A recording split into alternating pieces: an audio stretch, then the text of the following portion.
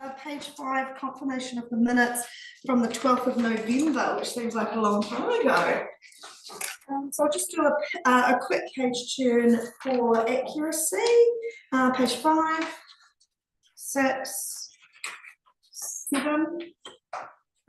There was some wording there that I've spoken with Gabriel about outside the meeting. Doesn't change the context of the minutes. Anybody who's of a mind to move that they're a true and correct record? Thank you, Karen. Thank you, Tom, for seconding that. All those in favour, please say aye. Thank you. And an abstention from Murray. And that is passed. And anything in regards to matters arising from those minutes from the 12th of November? Actually, Jennifer, I just had one.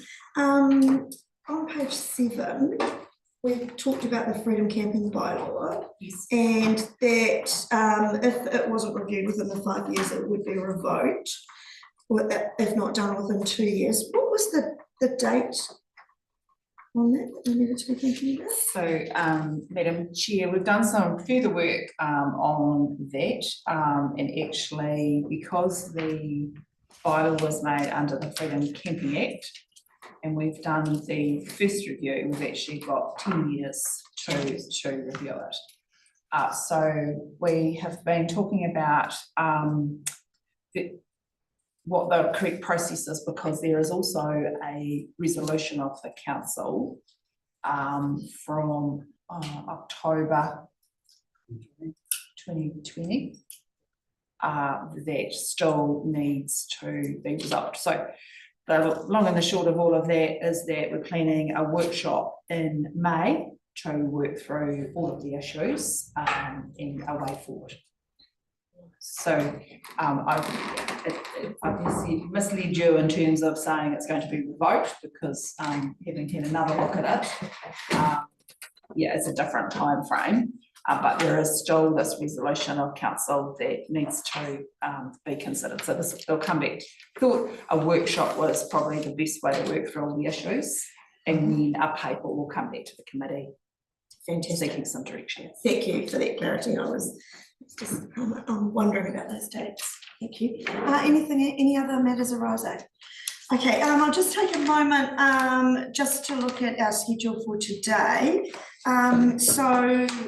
The first item of business will be our walking and riding strategy submissions.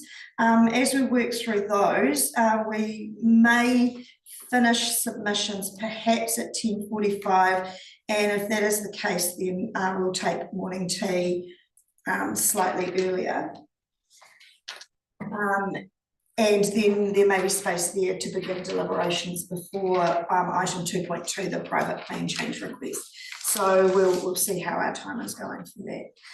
Andrew, can I invite you to the table, please?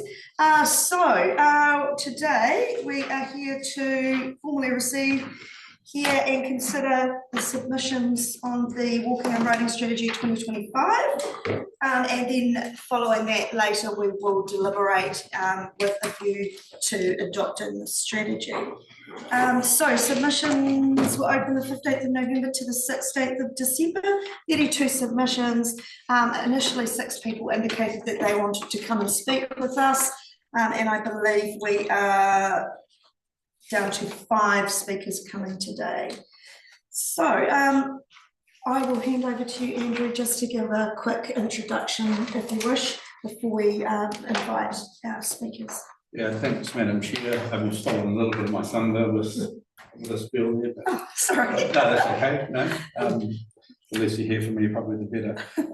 Yeah, so this has been a 3-year process. We started in 2022 and recommenced sort of mid last year. A lot of community and stakeholder consultation. And that sort of identified about 8 consistent themes, and that's sort of set out in table 1 of my report. And I don't think there's probably any surprises. It's been fairly consistent what the issues are across that 3-year consultation period. And table 1 also provides a brief a very broad breakdown of the number of submission points on each of the themes. It's sort of fairly broad, but yeah, it gives you a bit of an indication of the level of interest on those themes from the community.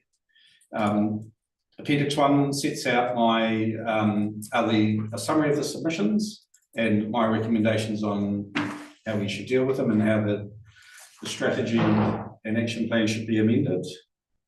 We've got 4 people, I believe, wishing to speak today from the initial 6, although I think one of the submitters will be in attendance, just not willing to speak at this stage. Appendix 5, I think it is, shows the full submissions, and that was circulated, I think, just before or just after Christmas, I can't quite recall.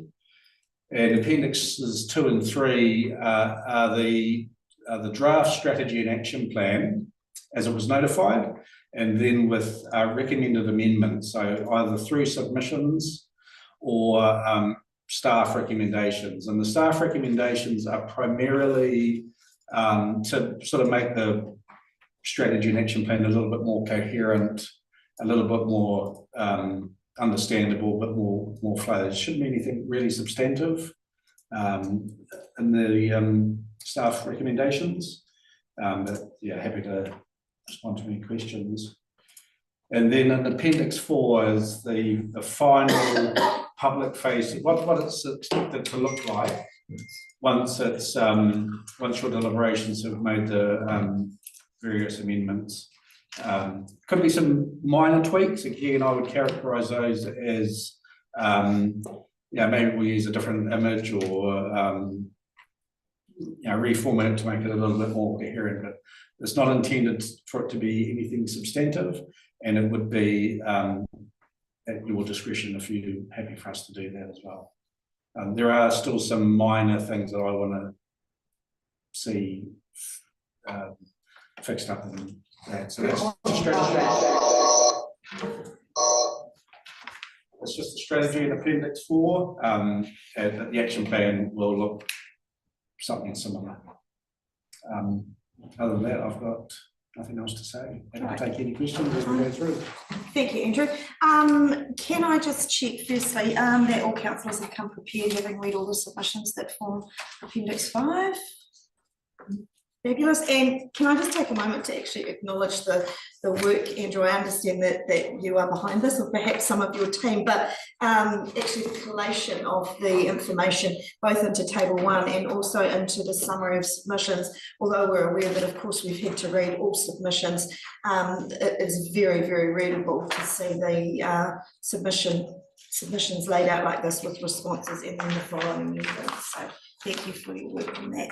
Are there any questions for Andrew before I invite our first submitters? Fabulous. Okay, so welcome Bruce and Pen.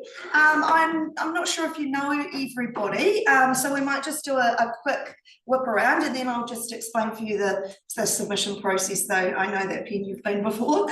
I'm Pauline White, Chair of the Strategy and Community Committee and Councillor for South Ward. And to my left we have the wonderful Avril, who is our Governance Advisor for this committee. Good morning to you both. I'm Mary. Lovely to have you with us. Good morning, Tom Davies, Councillor West Ward, based in Alice Springs. So Lisa McPherson is up. Fighting both Karen Armstrong, Councillor Councillor. Andrew? Yeah, Andrew's here, strategy team leader. And Judith Batchelor, Chief Strategy and Community Officer. And also in the room we have our CEO, Hamish Dobby, as well. Okay, so the process is that we would allow 10 minutes for you to present or speak to your submission, and then that is followed by 5 minutes of time in which councillors are able to ask you questions on your submission. So it's not a time for debate or deliberation at that point, but we will deliberate later after lunch. Okay. So with that, Thank you. Thank you for the opportunity to be able to present. Andrew has been a powerful weapon in helping us to solidify our strategy. Interestingly, we both created our own strategies separately. I've recently come to the chair, and as a consequence of that, we've done a complete redevelopment of our own strategy. So many things between our strategies align very well. And Andrew did pick up from our submission. We wanted a little bit more knuckling down, I guess, on specificity. It's a very broad strategy, and I appreciate that. And today I'm going to present some ideas of how the council, without needing to inject large bits of cash into the system, to be able to help to get a little bit of continuity with what we expect to achieve and what the council has indicated through that strategy it wants to achieve.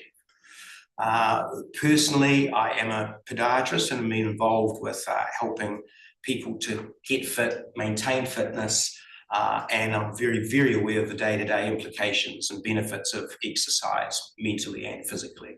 And wellness is a critical part, I think, of this sort of strategy. Also from tourists coming in and allowing the region to be shown off as wonderfully as it is. The specific assistance that I want to discuss all has a connection to a broader understanding of where our trail network currently sits in the region. It's an extremely big region, and there are trails all over the place. There's a little bit of lack of continuity with some of them.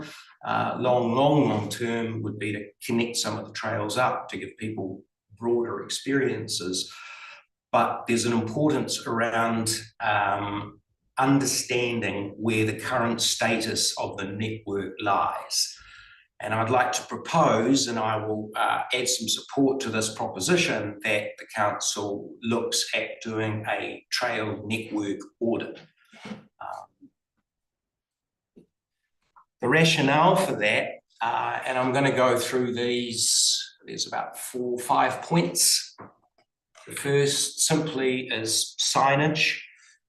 And, signage sounds like a kind of a mute kind of a thing, but it's absolutely critical in identifying areas for better experience and reduction, essentially, of risks. We know that there are pinch points for children crossing roads. We know that there are tricky corners that drivers need to be aware of. And Julia will obviously talk about some of the risks of riding and the criticality of signage. So that we propose that the council perhaps assists us to understand placement, and that's where the audit comes in, of course, identifying areas where there are risks, and those risks are not just traffic risks, but also perhaps other sorts of hazards, weather hazards, and other kind of ecological risks. Also, the continuity of design. There are signs everywhere, and the recognisability of those signs, I think, is really important. Continuity with that. Next one. Promotions are a biggie, and we ask for help around the potential for promotion. We exist in our trust with support from the council, for which we are incredibly grateful for, but we have to go private for almost 90% of what we do. So having some ability to promote, I'm not sure how that might work within the council itself. Identifying mechanisms that might allow better exposure to the users themselves from a tourist perspective, potential users, people understanding what this region has, and for sponsors and potential other trail representatives. So we'd love to hear from you about any ideas where we might be able to promote the trails themselves. Should I just chime in? I'll just Yeah, add a please. point on the sponsorship and funding and partnerships. I think in Andrew's action plan, it's just great to see that it's now been recognised the council does have a role there. There's a contact that's been given in the strategy now, because if there's several different cycling entities all applying for funding and none of us know that we're all applying for the same pot from, if it's RATA or anything like that, you sort of need someone like the council in the middle to be able to let us all know what's going on. Otherwise, you've got all these volunteer groups wasting time and being quite inefficient. So, but we picked that up, and I thought it was just, I think Andrew's picked that up in his final draft, where the council needs to be there as that kind of central figure for something like auditing, signage, funding and sponsorship, so that you don't have several different organisations relating to trails doing things in the dark. Council's role is going to need to be able to communicate and let everyone know what's going on. Thanks, Just to Beth. clarify. Yep, we'll talk a little bit more about that at the end. The data collection, we've actually managed to, the Lions have supported us in getting a counter on this trail, so we can really gather some evidence, some really, useful information to add a little bit of heft and understanding again where the support is required, and just who's using the trails and how many people are. So we'd like to extend on that. Counters are cheap, they're a couple of K a pop, and then someone's got to monitor them. Next, trail maintenance. We all know this is a biggie in this region. We know what the weather does, all the extremes of that.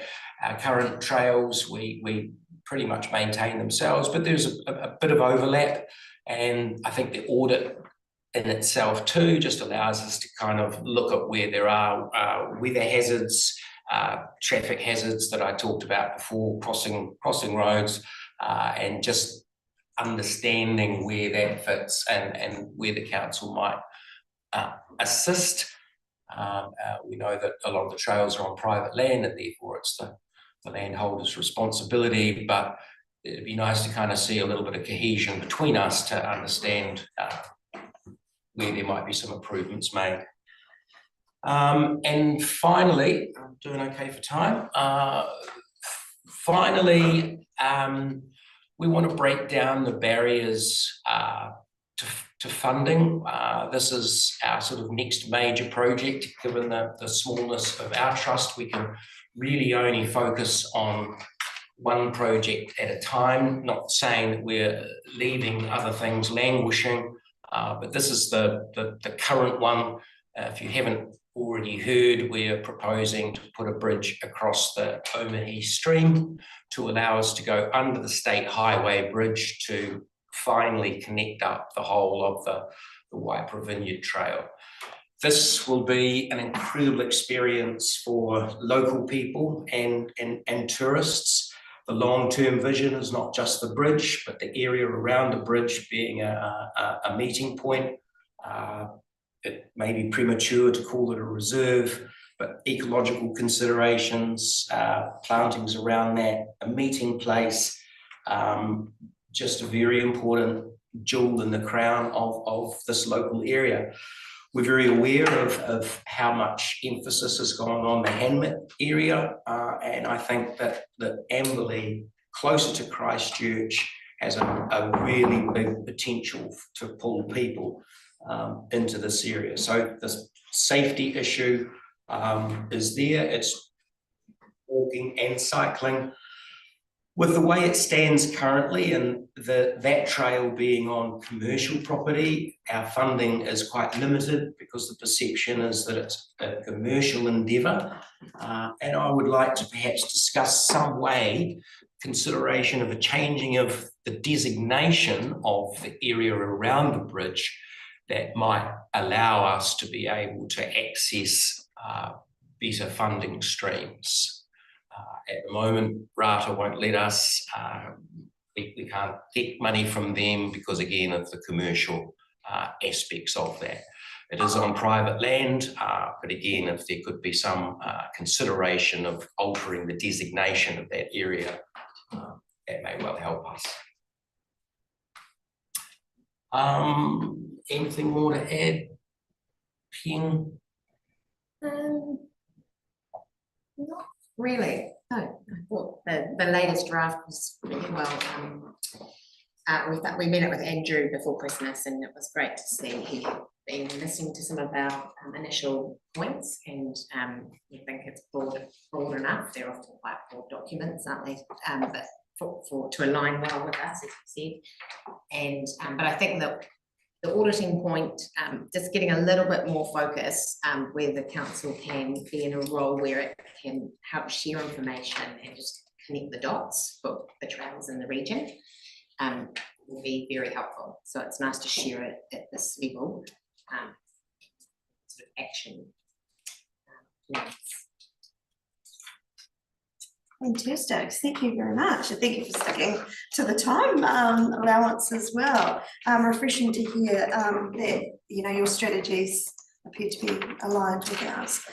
So I'm just going to open up for councillors if they have any questions in regards to the information that you have presented.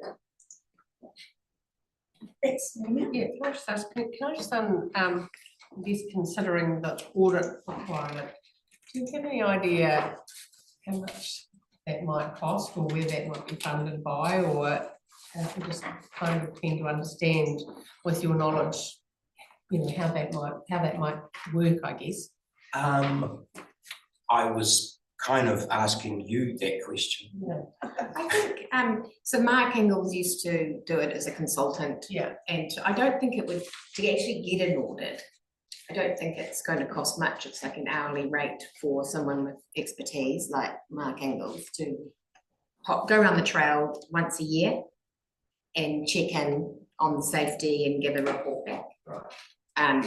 But I think by doing that, if someone with those expertise is doing that on the various trails, we're ensuring that we're connecting with someone from the council, every representative from the council, and someone from the council is actually seeing the trails, because there's a lot of great volunteer groups, but we just need that connection with the councils, because that person who's been out auditing can then be like, wow, they've almost finished the bridge. Did you guys know that? There's just a lot more synergy, and we see that having something like an annual audit on various trails that's the council is responsible for would be a good way just to keep an eye on things when you've got several different organisations operating in the region. Does that happen already in part with reserves and checking on things, and there must be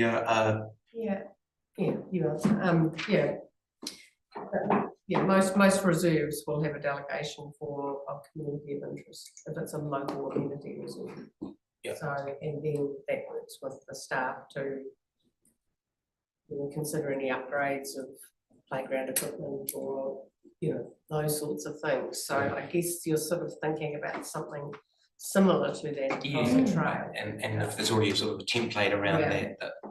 And it's, I mean, I know there's not a huge amount of resources, but even feedback with that report is a start.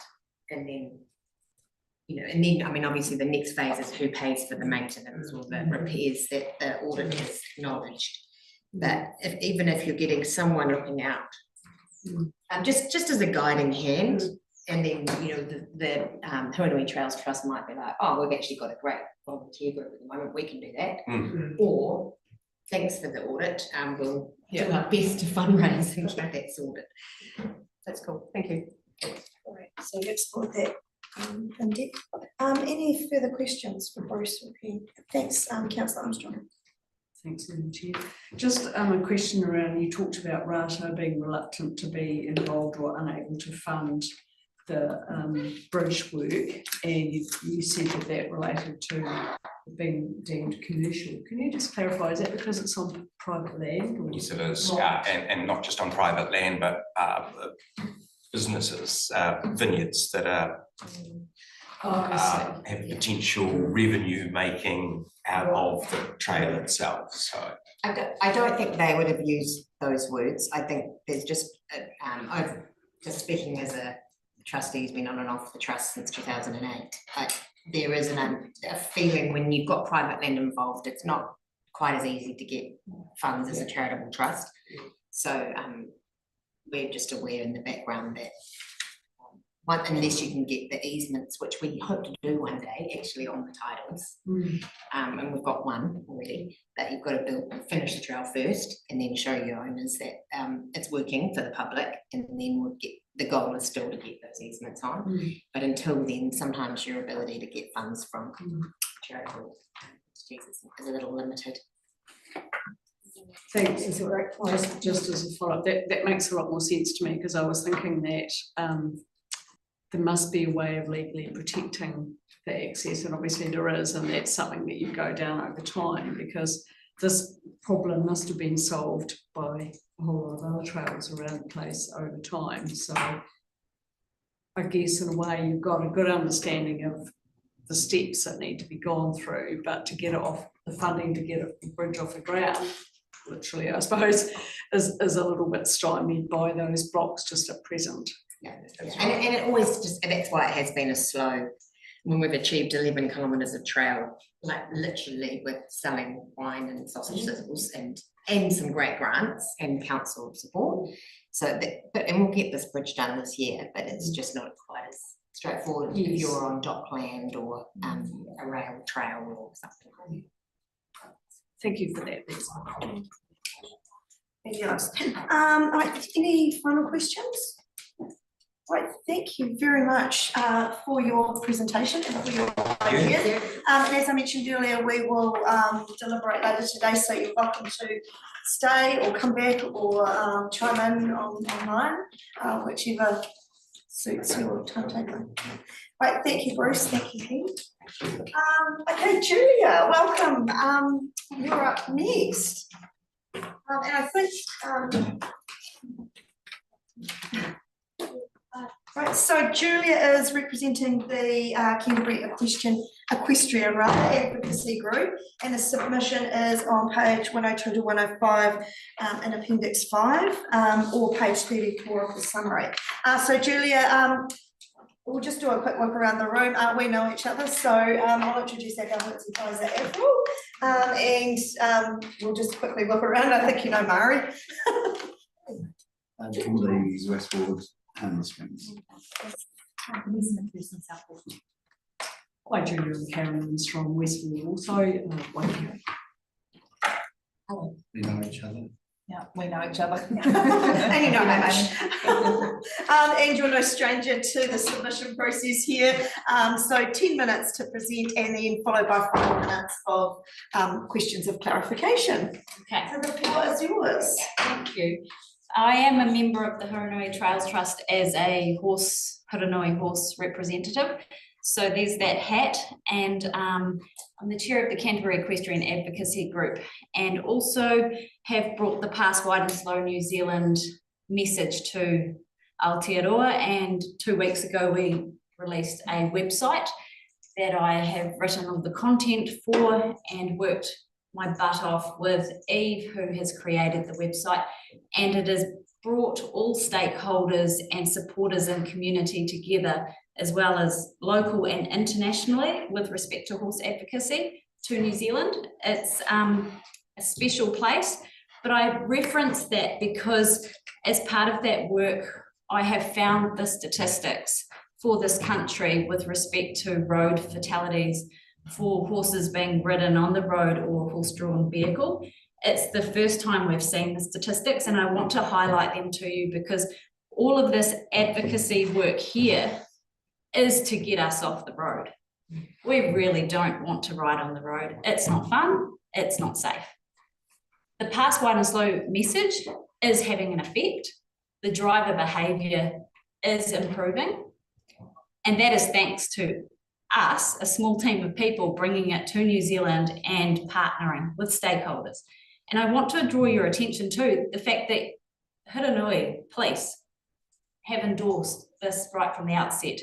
and helped us bring it to this country. So the Haranui is working really in a new space, and I really want to congratulate this strategy by way of its vision. In the year that I've been doing the work on behalf of equestrians, I haven't seen a strategy, a walking and riding one, that is one being updated to reflect all recreational user groups, non-motorised, but two, with a broad vision to include well-being, you know, ability to participate safely in your community. Yeah, and that's really important because there are so many people being locked out of safe places to enjoy their recreational pursuit. And the Haranui has an opportunity to lead here. And I really want to thank Andrew for front-footing the conversation, because we as a community of riders do feel heard.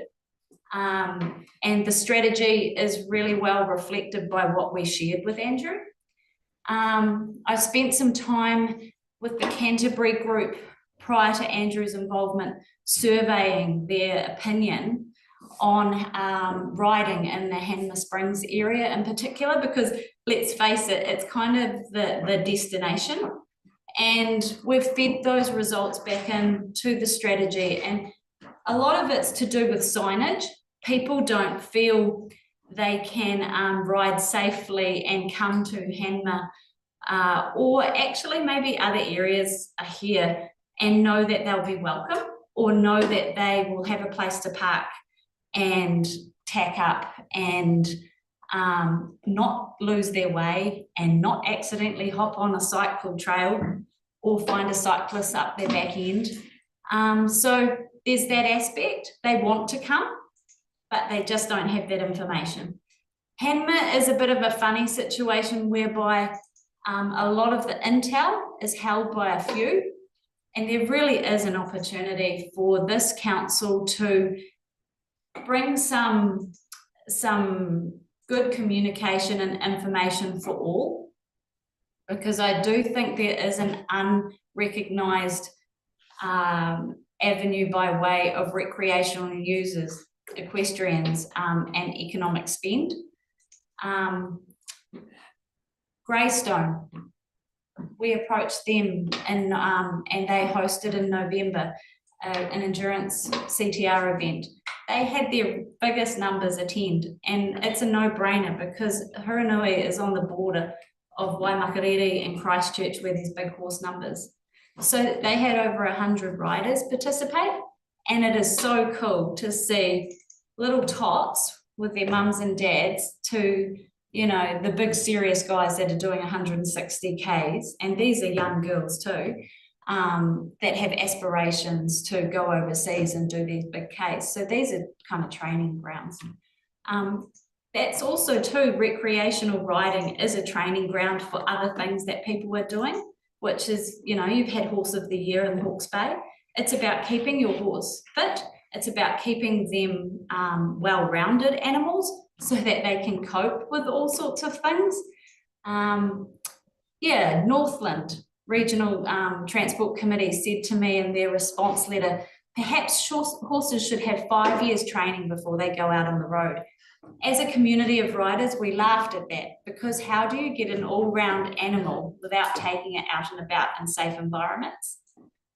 So Mount Grey, that's been quite a contentious issue over some time, but we've got to the point where we have an agreement now with them where we have 4 regular slots to ride that mountain a year. That's 4 weekends of the year, 8 days. I had to secure 3 million public liability insurance, and I have to carry a radio, a Viz vest. I have to coordinate the treks in order to allow people up that mountain. I'll leave it to you whether you think that's fair and equitable by way of walkers and cyclists are allowed to use that mountain 24/7. The cycling fraternity have public liability insurance and a permit system. I'd like to touch on the fact where this culture of shared use and excluding multi-use comes from, because I'd really like to challenge the fact that in this country, we should be looking to include all, and for a very, very good reason, why you need to exclude one group of people, which is your horse riders. It's been allowed to continue for so long that horse riding community have very few options in many of the communities that they live in and participate in and pay rates in. You know the argument. So I found an interesting quote that I've put in the submission from Hiringo Anuku, who are the ones to champion the Crown's walking access, by way of, if you're signage and you're catering for the most vulnerable user, then everyone has the obligation to look out for. And that's certainly the mindset of horse riders. You know, they are looking out for others. And also there's the sentiment they want to express that horse riders are also very good eyes and ears for environments. We have the ability to get places others can't. We can see things and feed into things. Ashworth's Beach, an amazing environment. The motorised versus non-motorised is interesting. It is working, but it is a destination place as well. So the places that we do have to ride, thank you. Please can we continue to access them? But I heard Bruce touch on an audit, and it's kind of the perspective I come from is let's have an audit to see what's actually out there that is multi-use, because I would say that it's very few and far between. And maybe let's look at whether there's any trails that could become multi-use. And going forward, I'd really like to ask that the council, does come from a multi-use platform, that any suggestions that staff might have, that they are factoring in all users, and that signage is really well informed, and look to the Kapiti if you need to, because they're really leading well there with multi-use trail networks. And yeah, there's a lot of enjoyment when you do see the interactions between the multi-users. And finally, just riding with some young girls in Hanma, and they taking me through these tracks that aren't signed or no one knows about but the locals. Maintenance. So there's one thing to build something, but it's another thing to maintain it. And whether we could have a conversation about going forward how that can be organised, so that it's not just left to a small community of people to do it, and whether it's just a little bit more fair. Yeah. Because bush bashing isn't that much fun. Right, thank you, Julia. You've covered a lot of points in your presentation there, and expanded on what we did in your submission, so thank you for that. I'm just going to open the floor for councillors to see if there is anyone who would like to delve or has questions. Thank you, Councillor McPherson. Through the chair, Julia, thank you for that. I actually agree with pretty much 99.9% of everything you've said this morning. I wanted to just quickly highlight a small matter. I guess when it comes to the mitigation of, or there seems to be a lot of nervousness, I think, with cyclists and walkers as to how they navigate horses, meeting head to head on tracks and things. So I guess you'd utilise decent signage to help educate and get people to understand actually the nature of how to share that track. Yes, definitely. Yes, signage is huge, because when you know what you could expect, you take your headphones out of your ears and you bike, knowing that, as same with a horse rider, you don't trot, you know that, if we're talking narrow. Yeah, signage is everything. And it's a whole, just a cultural change. And it's actually really positive. It brings a lot of good understanding and goodwill from all those that are using a space. It's by no means have any of the encounters I've had in the Hanma or the Ashworths or the Leithfield ever been negative. It's really nice. People catch their dog and they wait and they wave and, you know, and Waikuku Beach, phenomenal. Cyclists, surfers, horses, swimmers, kids digging, dogs, it works because it's mutual respect. Thank you. Thanks for that, Julia. Any further questions of clarification? I think that probably does signify that you've covered your points very, very well. So Didn't get to share with you the deaths. And I feel that's really important. Sorry, it's a negative, but I'm so upset to still see Waka Kotahi quoting 1980. Since 1980, we've had 8 road deaths in this country. It's wrong. It sits with Te Whatu Ora, the mortality section, and there's been 40 horse riding deaths in New Zealand since 2009, aging from 10 years to 75 years. And I'd just like to highlight that's just deaths. That's not those that are permanently injured or have lost their animals or injuries. Yeah. I think that's a good comparison. So if you need any motivator, Yeah. that's mine. Can I just clear, is that on deaths on open roads or deaths on trails? Deaths on roads On roads, okay. and beaches of roads as well. Yeah, okay, so I just wanted to clear that in my mind, thank you. Horse-drawn vehicle and horse-ridden. Yeah, so the stats are on the roading. Yep. Yeah, so the reason why you want to get off. Yeah. Yeah, okay. Yeah. Thank you for that. Appreciate that. Clarification. Thank you, Julia. So, as always, feel free to stay or to check on him later on when we're deliberating. Great. Okay. Hi. Sorry, I didn't get a chance to introduce myself when you came in. Pauline, and you are representing Spokes. So, Stephen, please come to the table. Welcome. So Stephen, just while you are joining, because I know that you popped out of the room, we'll just quickly do a quick look around. So Pauline White, Chair and South Ward Councillor. To my left, Governance Advisor Avril. Hello Stephen, I'm Mary, I'm the Mayor. Nice to meet you. Tom Davies, West Ward, Lilytown Springs. I'm Denise McPherson, South Ward Councillor.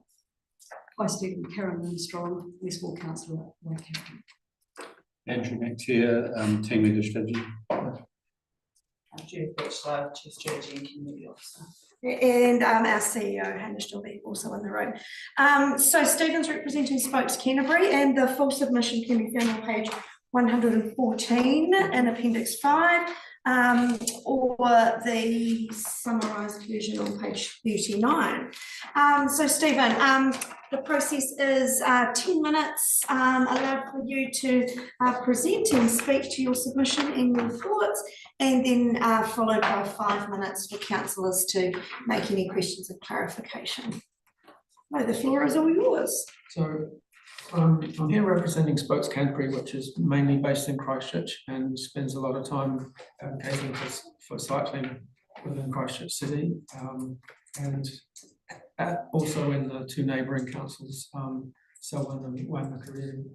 But we've also tried to take an interest in the wider Canterbury area and submitted on all the long-term plans in Canterbury. And when we see cycling strategy, we also like to submit on that.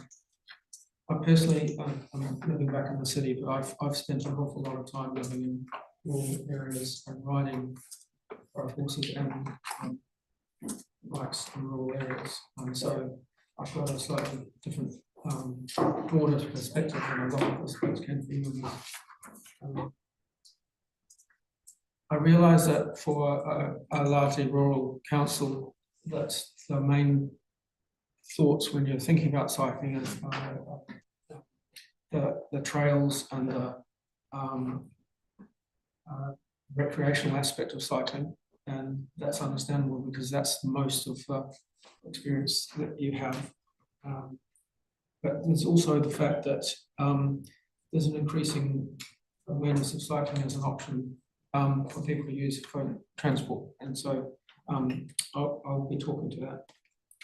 So we have Second slide. I'll just move so that everyone can. So, yeah, we really like the strategy. It's got good visions and good goals. The main thing is that for all the reasons that people have for cycling, one of the people will cycle more if they feel safe doing so. So whether you're talking about trail riding or road riding, if it's the road riding which people are often too frightened to, or they perceive it as not safe. So that's one of the areas where you need to be aware of what the barriers are. So cycling isn't just recreational. There are people that are riding the roads for sports and training. There's the recreation. There's people just using it as a means of transport, for short trips or medium-sized trips. Then it can be an option. And to get to the shop or to the park or the school or something, it is an option if there are facilities enable it. And another part of cycling that is often unseen, but because it's not very large numbers, is people that are long distance cycle tours. The last 2 times I've cycled through Hurunui, I've just been doing a State Highway 1 trip down from Picton through to Christchurch.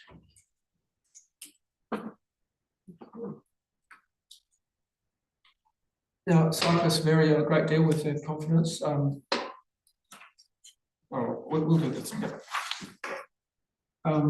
So if you're talking about transport and utility cycling, it's how easy it is to get around your towns by biking or walking. Often the needs of cycling are similar to the needs of walking. Is there a space that people feel safe from busy traffic? Get away by getting around on back streets. What's your main street like to of a given town like to ride down? How easy is it to cross? How easy is it to get to schools, shops, libraries, wherever that you might want to do? And if people live a few kilometres out from town, what is it like getting into town on a bicycle? Some of the new residential subdivisions, you've got lots of residential and retirement development happening here. Some of those elderly cyclists on e-bikes is one of the fastest growing areas of cycling. And another thing, just like for cars, is if you are trying to use biking as a way of getting around, what's it like to park your bicycle at the destination? The trend has gone away from those sort of school rack things where you stuff a wheel in the thing. They're called wheel bender racks, and to have something a bit more secure that people can lock the bike to.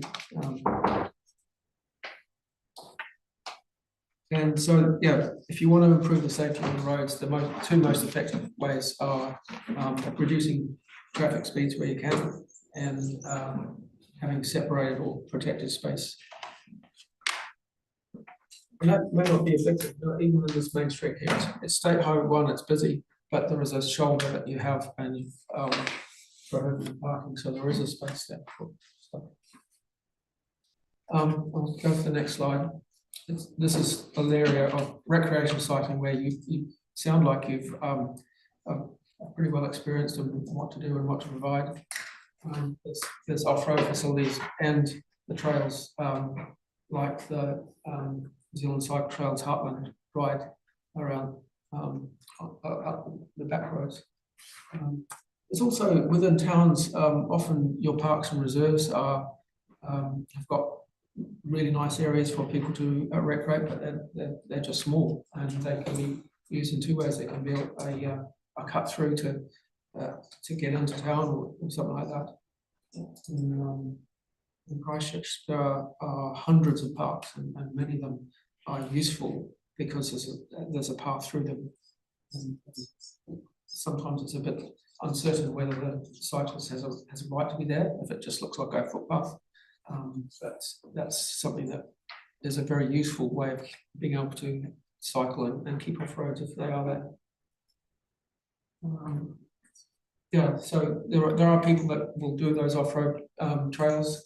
There are also people that will come through on State Highway 1. I remember very fondly going through some of the trails north of Hamlin. I've been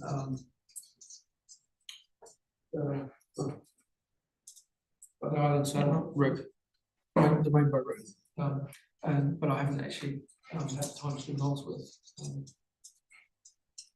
But one of the aspects of these routes, like the Heartland Ride, if those people are going on there and they want to access services in town, what's it like to duck into town and come and see things? So, and some of them are things mixing that recreational riding and coming into town.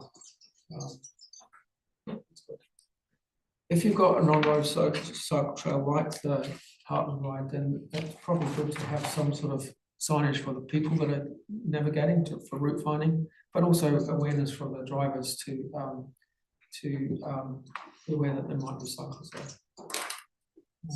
I've spent a bit of time in Central Otago, and one of the things that they did with the Otago Central Rail Trail was that they decided it was quite important to have some shelters there for shade. So that's one thing. If there are more forested area or there are natural shade, that's fine, but certainly in Central Otago, it's nice to sit in a tin shed, open tin shed out of the sun, and that's something that they people running that trail in the Central Otago put some effort into. So for the last bit of my talk, I'm just going to put some of the stuff I sometimes present to City Council. Just thinking that not all bikes, cyclists are the same. There are other super confident ones, the ones that are labelled there in red, strong and fearless. There are enthused and confident ones labelled in the yellow. And a lot of people are interested but concerned. They're worried about the safety on the facilities they see, and some of them are not riding but would ride more if they got there. So each of those types of cyclists, they've got these fancy names that came originally from the USA, but NZTA uses them in designing, having its guidance for designing cycle networks.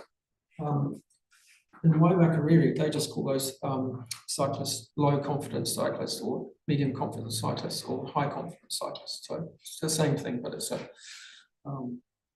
maybe a little bit blunt. So each of those types of cyclists will have different appetites of how much they want to mix with traffic. And so I'm not going to go through all the details, but the ones that are more nervous will be looking for more separated facilities, quieter streets, and not want to mix it in with multi-lane or fast traffic. So part of providing those for those is to think that what kind of facilities are you like? On the main road, some people are going to cycle on there, or is there a nice path you can make into a shared path for the less confident cyclists?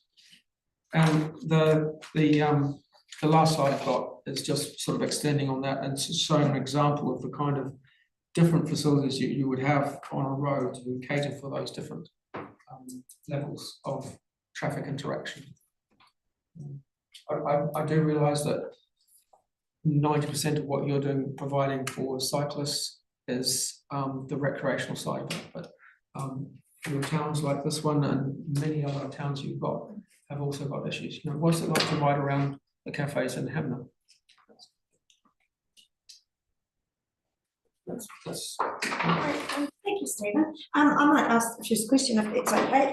Sorry, the previous slide that you had in regards to the types of cyclists that came out of, I think you said Oregon, USA, but is used by NZTA. When was that information released? It's been a while. I think they've been around for at least 20 years. Oregon and Portland and Oregon had a big push for increasing cyclists, and this is one of the guy called Roger Geller came up with these labels, and it was partly to say that there's an awful lot of people who may not be biking at the moment, but are potential cyclists. So that label of interested but concerned is there. If you go, certainly if you look in some of the NZTA stuff about designing cycle networks, they will start referring to these. But they're not compulsory. I mean, as I said, Waimakariri just talks about confidence levels of cyclists in their cycling plan.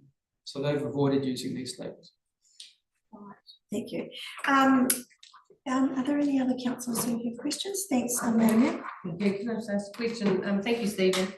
The concept of the Heartland Ride, as we know it now, and you're probably quite aware of that, or do you think that is that meeting the brief of the, I'm not sure on the assessment, but you know, confident rider?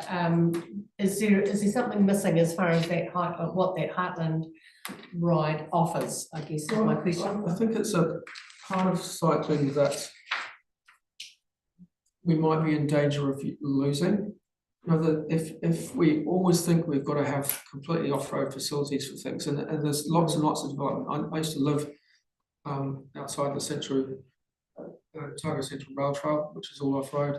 I spent some time living in Oamaru on the Alps to Ocean Trail. If everything is packaged up into things which is an experience which is off-road that you drive a car to with your bike on the back, that's you've lost something. You know, I've personally, whenever I've lived in a rural area, I just go out and ride, and you know, I can go and do a 50 or 80k ride, and I'm riding the road. And that's, for me personally, that's something I love, and I don't think we should. One of the reasons I advocate for cycling is I don't want to lose that right to be on the road. I'm perfectly responsible. I've got good techniques for keeping me safe if I'm riding on a busy state highway, but a back road, I think, you know, it's something that we should still allow for people to ride on the roads. Now, it may mean that we've got to designated route where we're advertising it. We've got a label for that we've got the cyclists there, and maybe have more shoulders if it's busy enough that that's a concern. One of the differences that we've seen in state highways over the years from when I started riding on them is they've now got, most of the places they've got pretty good shoulders. There's lots of width. Not always, you've still got bridges and various points, and passing lanes are usually put in at the expense of the shoulder, and so they're all issues that a cyclist has got to develop. But a lot of rural roads are still that sort of 2 lanes with not much of shoulder. Hear that. Right, thank you, Stephen. Councillor Armstrong. Thanks, Madam Chair. A couple of points, and you just touched on something there that I wanted to pick up on. There seemed to me to be quite a theme in the submissions around people feeling unsafe on roads and finding shingle roads in particular really challenging. A district like ours has got more shingle roads than sealed roads. And you mentioned in one of your slides about skills training. Is that something that you could or would be willing, your organisation or you, to provide? Because I feel like we need to elevate some people along the confidence scale a little bit, and maybe it's you know, people have come perhaps shifted into our area that are keen to get out and about on their cycles, but are put off by shingle roads with 3 tracks on them. You know, where does your bike fit? How do you manage all of that? My organisation is just volunteers. It doesn't have the resources to stage that, although we have partnered with Christchurch City to fund someone that will do adult cycle skills courses. I guess there's school training. You could, if you've got mountain bike clubs or somebody that locally that can provide that. I'm not in a position to say that our organisation could help with that, but it also could just be public awareness, you know, some sort of public campaign. You know, on a gravel road, when I've ridden in a lot of areas where there are gravel roads, and you know, you ride in the less gravel pieces, and if it has, when rode up into quite deep gravel, that's quite hazardous for the cyclist. But when something comes along, it's your responsibility to be out of their way, and even if that means actually getting off the side of the road. And so you have an awareness of what's coming on there. And so for me as a cyclist, I know how I will cope with that situation. It's just passing on, and it's a little bit like the previous speaker, is you've got to build a community of users that are considerate. I have a problem with some cyclists in the cities, is that they want their space and they're not going to share and be considerate. And I think, you know, the message I personally give to a lot of these people, when you're cycling, if I'm leading a group, or everywhere we ride, we are sharing the space with somebody.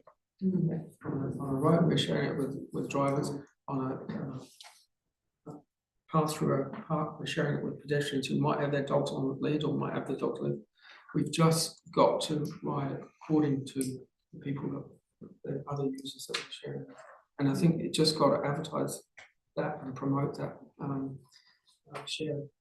sharing type culture.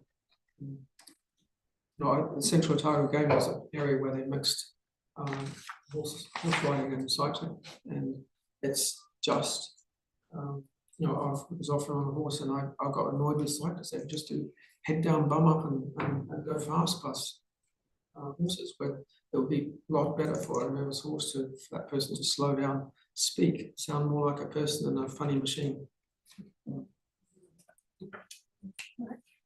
Yeah, thanks for that. I guess I was going to ask you about the skills as well, because as we speak, actually my class is undertaking with the Canterbury Police, you know, bike safety, cycle safety, and yes, I guess school skills training is something that you can organise through police or schools. So I guess I've attached to that idea of, you know, perhaps the need for skills for adults in order to move along that spectrum that you spoke of. Yeah, if you... Sorry, I had an unrelated question too. Seems to me that you must be one of the I can't remember that, the red one on the end category. Yeah. Yes, exactly. And by that I mean sometimes it feels like State Highway 1 would be taking your life into your hands in a way. But as you'll know, we've got State Highway 1 through our district, obviously. You've biked it yourself. Is there any way that anything that the council can do, or maybe is already doing, I don't know, to help advocate? Because the signage on State Highway 1 and State Highway 7, of course, is outside of our control, but we're wanting to share the road sort of signs and so on, aren't we? That's partly alerting drivers to keep an eye out.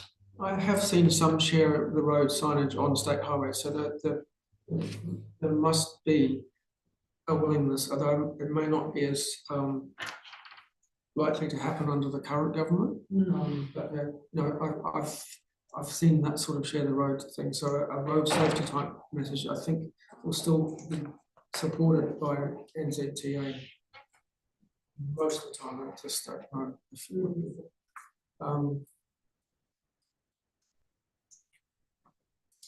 Yeah, it's one of those things, like because most of the time there is a good shoulder. It's just, well, for me, it's that I have a mirror. I have a mirror and I'm using it all the time, so I never get surprised by something, and I can see how close a vehicle is going past me. And so that's a skill I've acquired over many years, and I will talk to people if they ask me about that.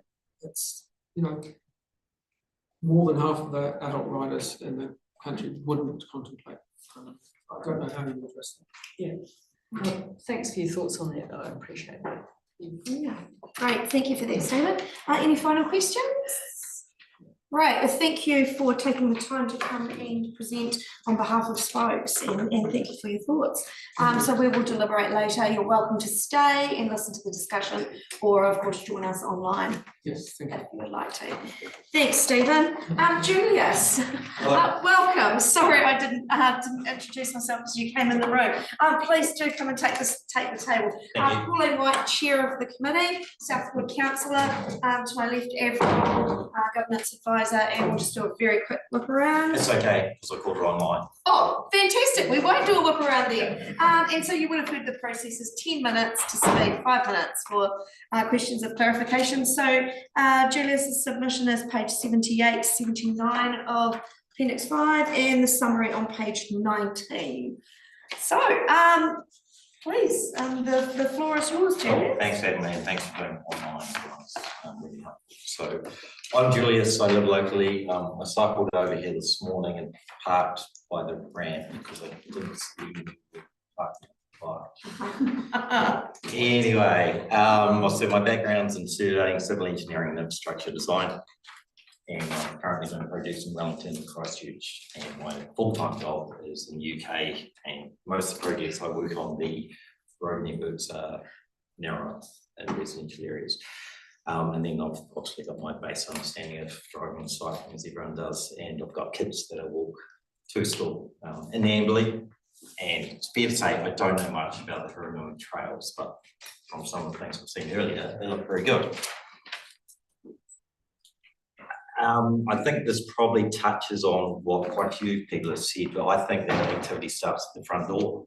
And so before we can get into the trails, we need to get out from where we are to those locations. So how do we get to those locations? Are we walking to them, cycling to them, or are we getting cars driving to them? So I think a lot of our understanding of how accessibility should work should be based around where we're coming from, and it starts in towns. And so if we've got a good understanding in the town, then we'll have a good understanding of how to behave or act once we get out into trails or wider or shared networks. The crux of my presentation, I guess, is about junctions. So I'll try and streamline it down to that. So I did a quick timing on a few people crossing roads, and it's about 11 seconds to cross junctions. In that time, if you're a child, it takes about 11 or 12 seconds. You're walking at 4 kilometres an hour. Cycling, you're going at about 20 kilometres an hour, slowing down for the junction, and cars 50, slowing down at the junction. Effectively, what that means is for a person crossing a road at a junction, the average time on local standards for local or primary secondary roads is 11 or 12 seconds to get across on the current design standard. And part of the problem with that time is that it makes it very difficult to process what's going on, especially if you're young or you're old. So my thought process around that was, and I've seen it a lot in other areas, is that you narrow the width of the junction at the crossing point. Now, that doesn't mean you narrow the width of the traffic lane for vehicles. So a lot of the design standards are based on a traffic lane and then a parking lane, or traffic lane, cycle lane, and then parking lane. So you've got 6 metres, 9 metres, or 11 metres in your road carriageway. But at the junction, you only need the turning radius. So the turning radius is 6 metres or 9 metres, 10 metres for trucks, whatever the case may be.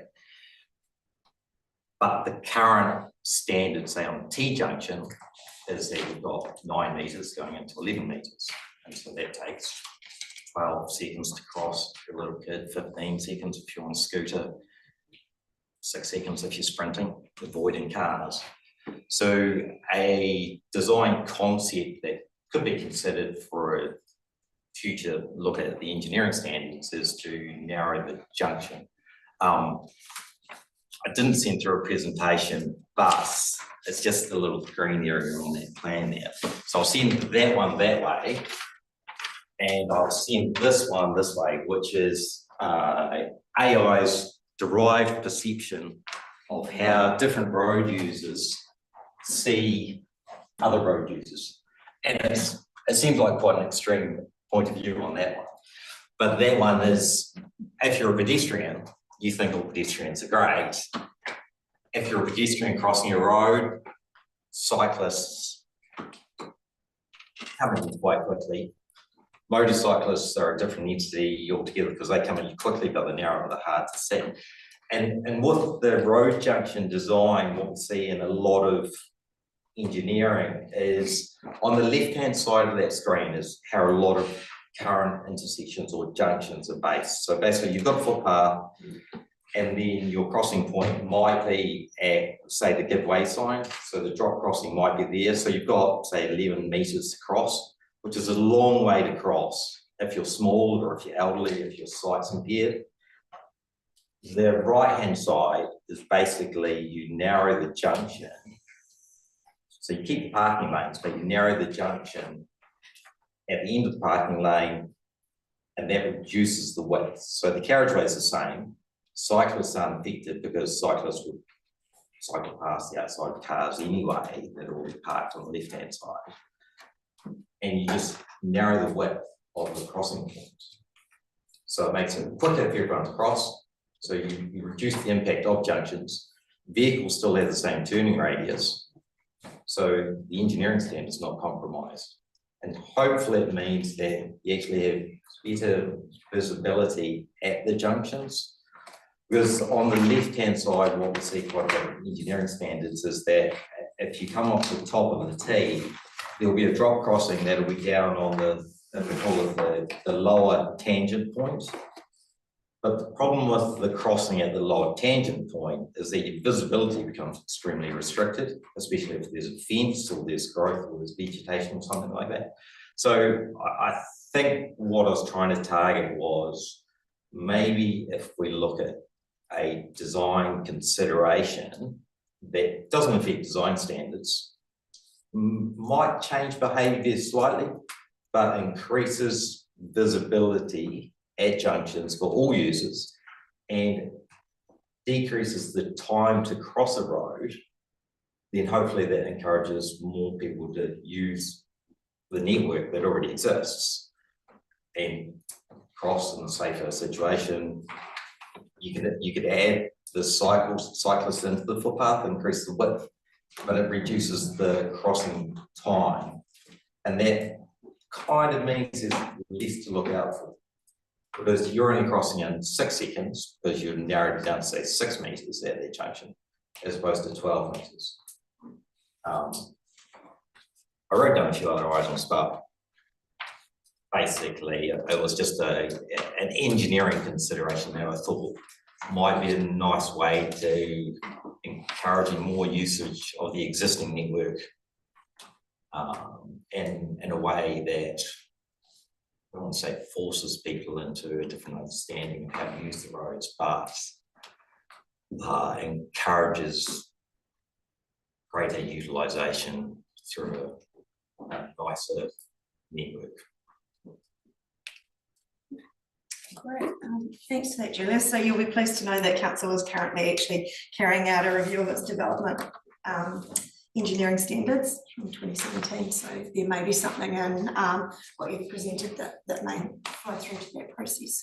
But I'll just open up if there are any questions from councillors. Thank you, Councillor Davies.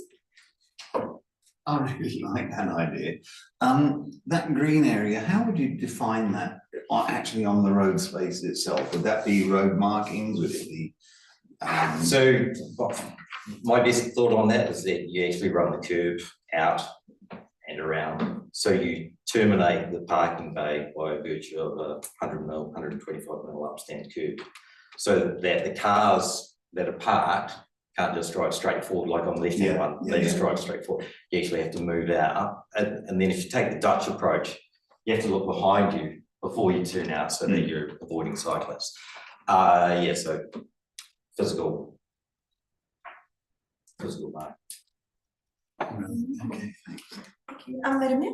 Thank you, it's an interesting, do you see any negative impact for vehicle users as in because you're narrowing the junction, if you like, and I'm just thinking about the context of road users that we have. I totally understand where you're coming from, but if it was a truck or you know, how do you see that would be a slowing effect or a negative effect for other road users other than cyclists or pedestrians as you're describing?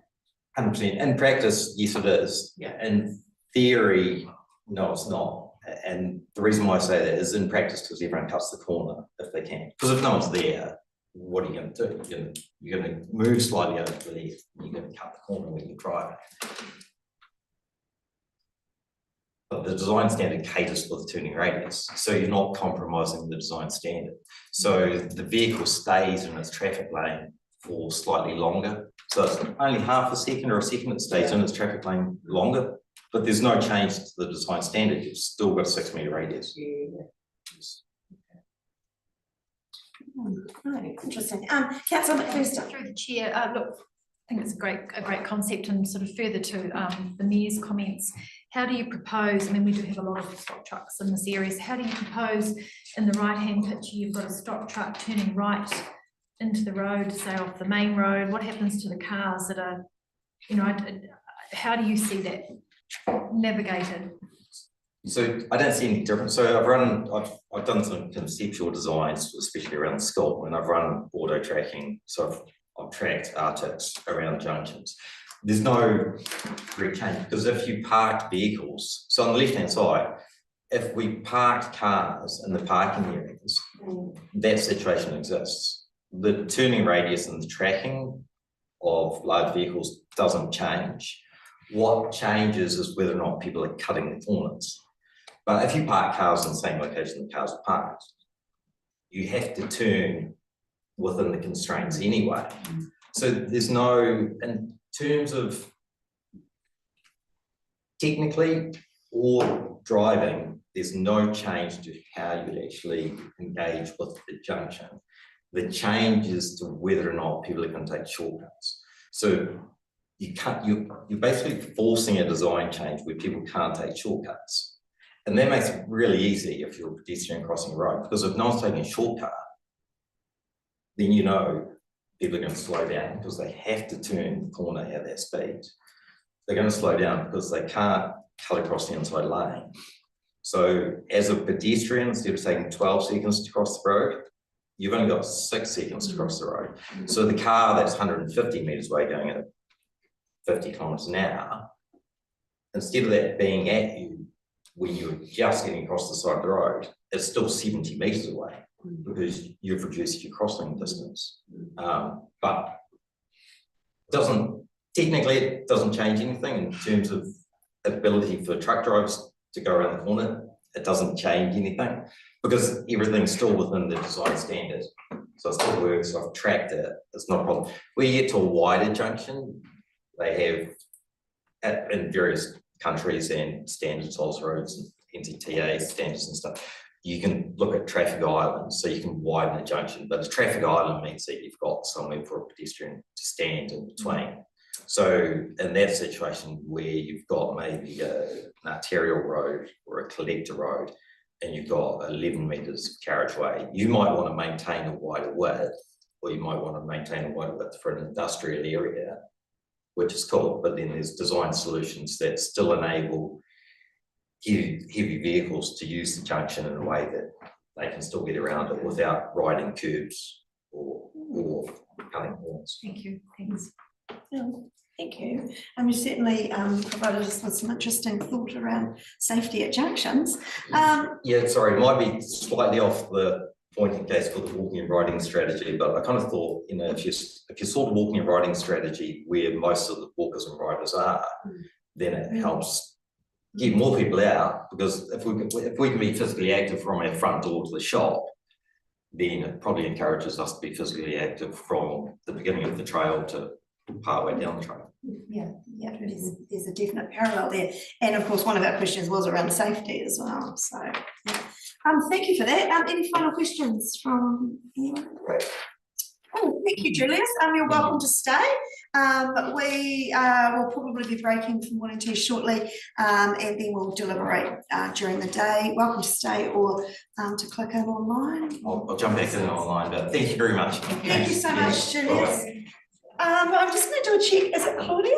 Yeah. So Claudia, I know that you had, I know that you had originally said that you'd like to speak to your submission. Just want to make sure that I'm giving you every opportunity. I've just come to have the experience. Fantastic. Yeah, I just want signage for along the side.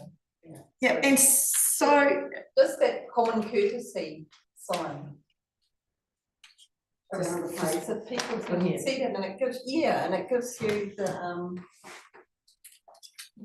recourse. sure. So we have read your submission, which is for everyone on page 110 to 111. But I just wanted to check, do you want to join us at the table and speak more in regards to that submission, or do you feel comfortable with having submitted it in writing? Yeah, I feel comfortable. Yeah, we just need some signage. Yeah. Signage. And then we can say, point the sign and say it just makes sense for everybody's safety, that you're not going to get kicked in the head because you're right, you know, and then we get more multi-use trails. Sure. You don't want to be on the road. And just for the committee, so Claudia had indicated that she was going to present, but then yesterday had indicated that perhaps she felt that she didn't need to. So I'm just giving the opportunity because we have that time slot, just to make sure that your submission and your ideas have been heard, Claudia. Yeah, signage, great. Fantastic. And it's great that you're giving it a teaching. It's a very thorough process. Yeah. Okay, so with that, I am going to propose that we break for morning tea with a return at 11:10 a.m. And then we will perhaps we'll have a little bit of time just to have a look at our written submissions before item 2.2, unless I know that there is a party planning to join for that item. So if they arrive early, we will move straight to 2.2. Okay, so we will adjourn from morning tea.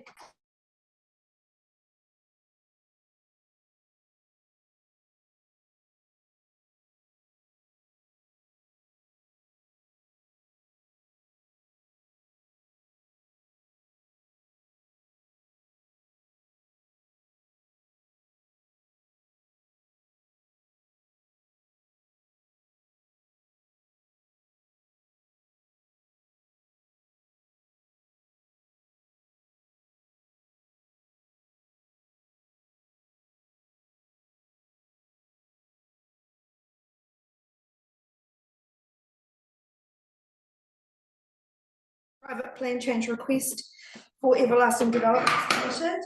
Then we'll kick off with that and come back to our deliberations on the riding and walking strategy following that. So we are looking for, please, page 125. And I welcome Andrew and what's the name? Nicola, sorry, Andrew and Nicola to the table to talk us through this request. Thank you very much. Yeah. So Oh, hello. sorry, Andrew, do you know everybody, or should we do a quick? There are some familiar faces. Maybe I worked here 10 years ago. I think we were just discussing before. So there's some familiar faces. So maybe we will just do a little bit of a whip around then. Okay, Pauline White, Southwood Councillor and Chair of the Committee. I'm Avril Fowler, Governance Advisor.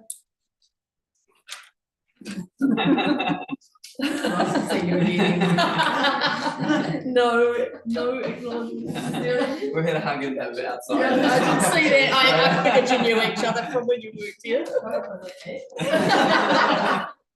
Maybe I should. It's nice to see you again, Andrew. I'm Andrew, Tom Davies, Councillor West Ward and the Springs. Hi, Andrew, Vanessa McPherson, Southwood Councillor. Hi, Andrew, Karen Armstrong, Westwood Councillor.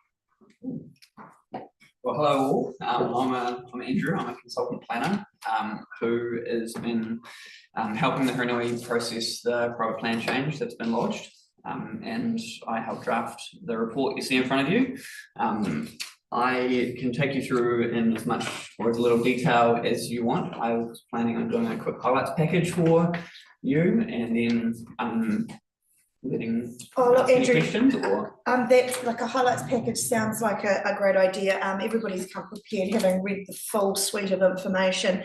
And then if there are any further questions or clarifications, then they can direct them to you. So excellent. Highlights is great. Okay.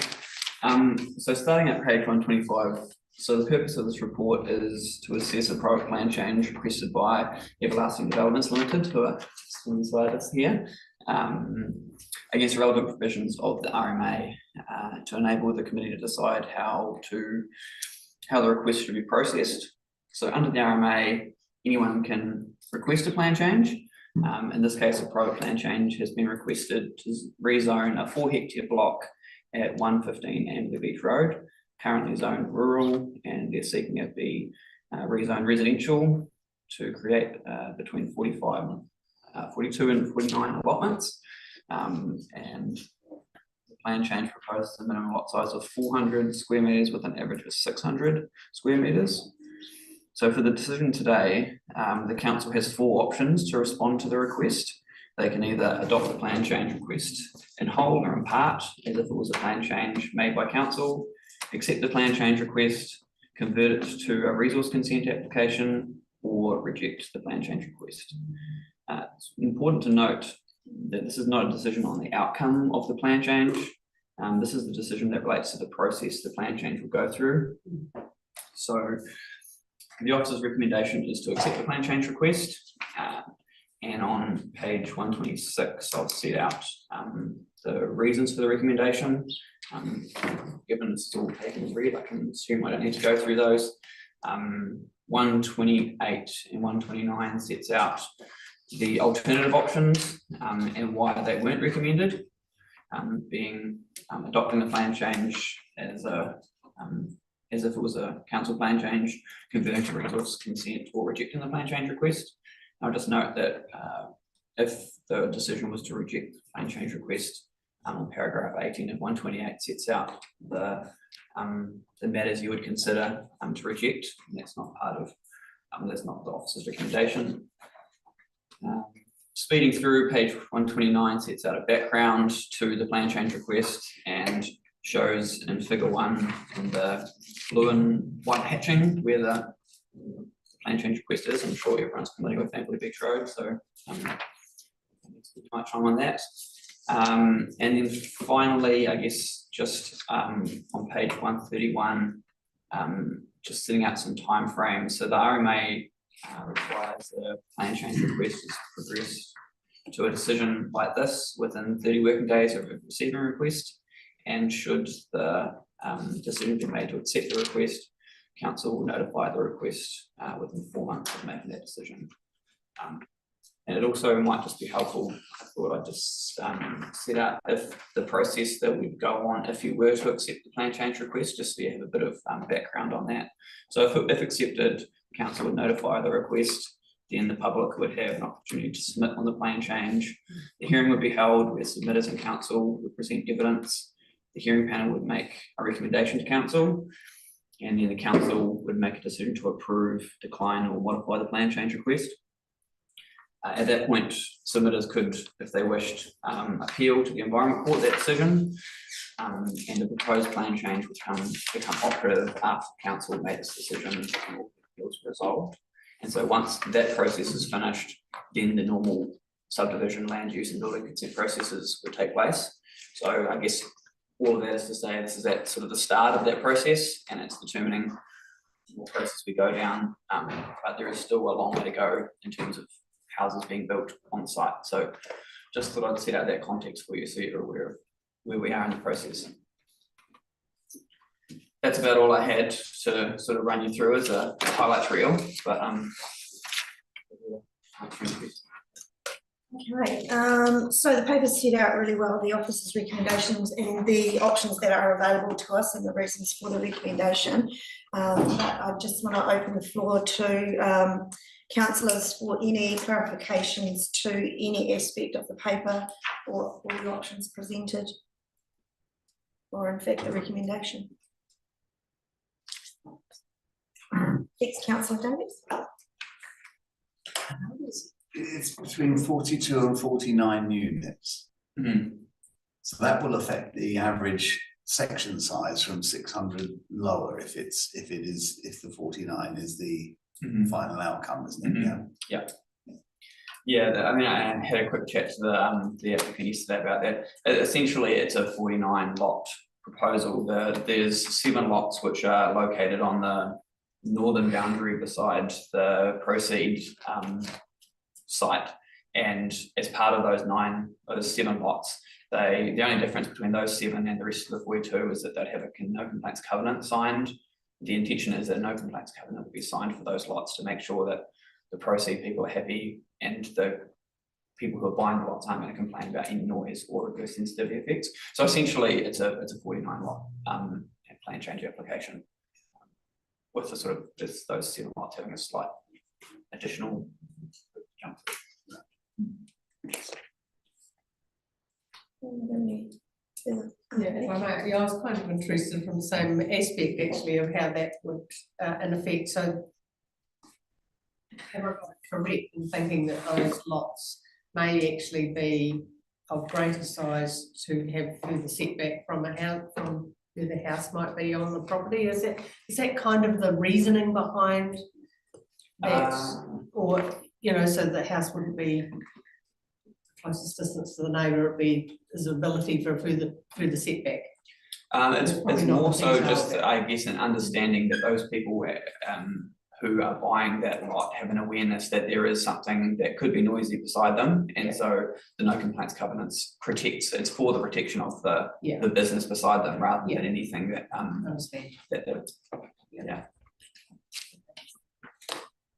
So I guess some of those details would come in you know, further down the process, because if we were to go with the office recommendation, accepting that request doesn't imply that council has an opinion to the merits of the project, but rather that it's going to go through a sound resource management process and then that it can be considered on its merit by public and council.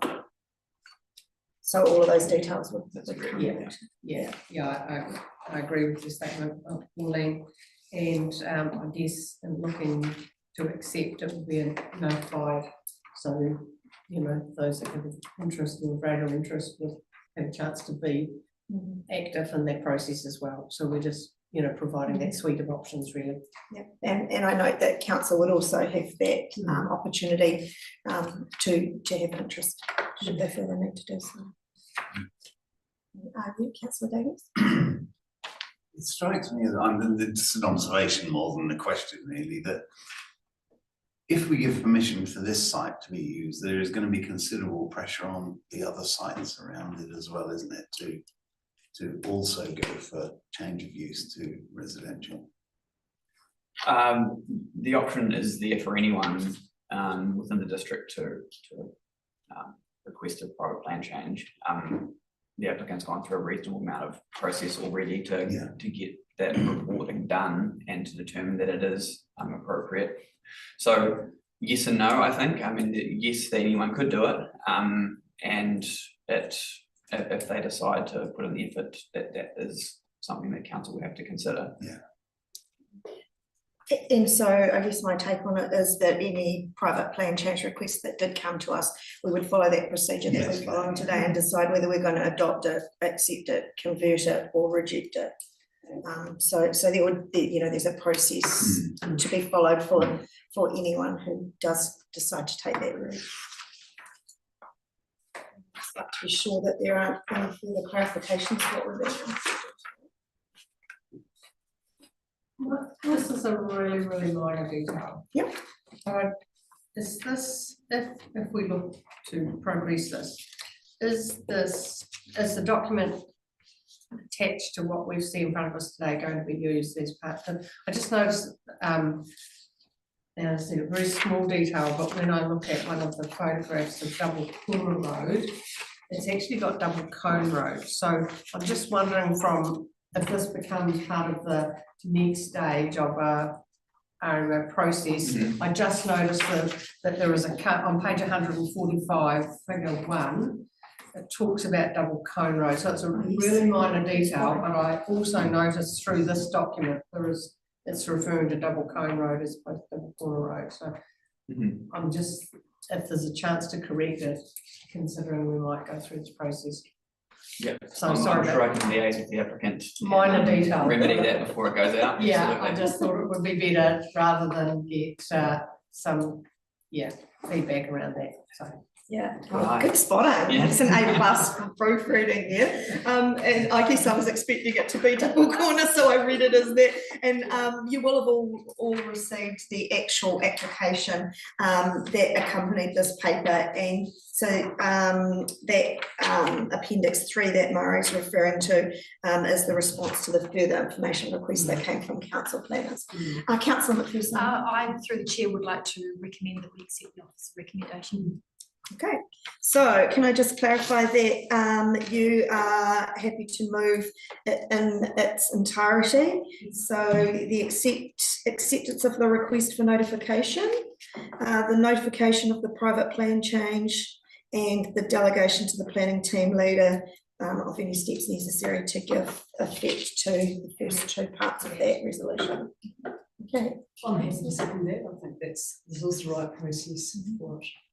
Fantastic. So we do have a mover and we do have a seconder. Is there anyone who wishes to speak for or against, or any final clarifications? I'll speak for the motion as indicated.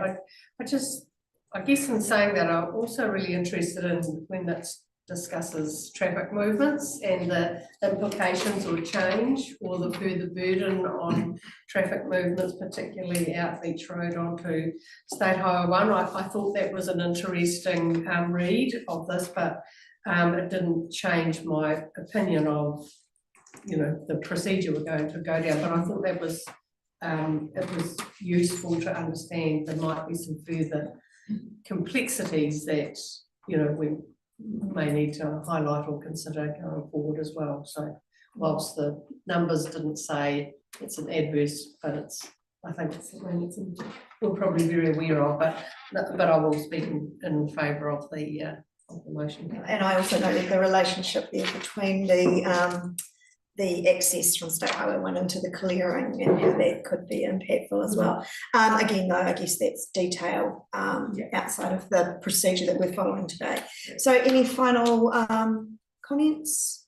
Okay, in that case, I'll put that motion. All those in favour, please say aye. Against? Abstentions? And that's carried. Great, thank you, Nicola. Thank you, Andrew. Thank you too. Okay, and we'll leave that with the powers that be to progress. Okay, right, so moving back to the walking and riding strategy and our deliberations on that. So it is my intention to just step through the summary of submissions and just check the amendments made have addressed all the points that have been raised both in writing and in our oral submissions today. So I'm going to do that via the summary document if everyone's in agreement. Okay, so, and we'll start at number 1, which is on page 17 in your agenda. Oh, welcome back to the table, Andrew. Sorry, I'm zooming through. And please do interrupt me if needed. Okay, submission 1 was really in regards to fully shared tracks and pathways, and the officer response there about our council continuation in liaising with stakeholders. Is there anything from that submission that people would like to be added or amended? Okay, we're happy with that. Submission 2, Leonie McRobert. who talked about State Highway 1 and the high volumes of traffic and the need for safer pedestrian crossing. And our officers have indicated our involvement with the NZTA delineation strategy. So the safety aspect was quite a big one there. And of course that will be reported back to the correct committees, as in the Haranui Road Safety and our community boards, to continue to advocate. Anything there? Thank you, Madam Mayor. Sorry. I guess it's a question around the officer response, and this is just the first of many, you know, but reporting back to the Haranui Road Safety Committee, I mean, I think that's a good step, but I actually think we need to consider, is there another pathway? I mean, our Road Safety Committee isn't really a committee it's a liaison committee with various parties interested in or collaborating in that road safety space, but doesn't always have the mandate to do anything further with that. So I've read through the document, the comments, and whilst it's good that it goes to the Road Safety Committee, I wonder whether there is something we need to consider that gives us a little bit more, has a bit more leverage, I guess, you know. So it's probably more of a comment more than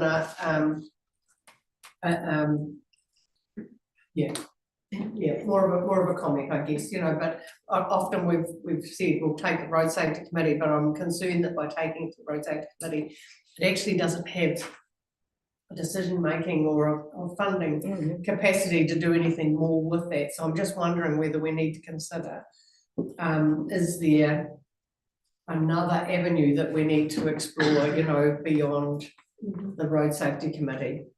And maybe that's a step one of a pathway, but just perhaps worth considering. Yeah, and actually I'm really glad you raised that, because actually that was the pathway that I wondered about, if there might be an opportunity here for, given that there are a number of submissions that allude to the issues with State Highway 1, if it might be an opportunity for us to collect those numbers as data that we've collected through the submission process, and a direct contact through to NZTA, because I know, Murray, that you've certainly been involved in continuing to advocate for, you know, safety across that state highway.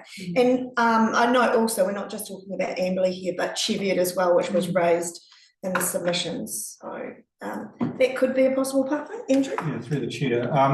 Yeah, that was the intent. I mean, it's, I guess, a layered or multifaceted approach, and to raise it with these various committees. Some of them will have abilities to fund activities. I'm thinking community boards, but yeah, I guess it's just part of that pressure campaign to raise these as issues with as many people as possible. But yeah, welcome any other ideas on how we can actually implement, you know, get more signage out there, make it more aware. So yeah. Yeah, appreciate that. Thank you. Councillor Armstrong.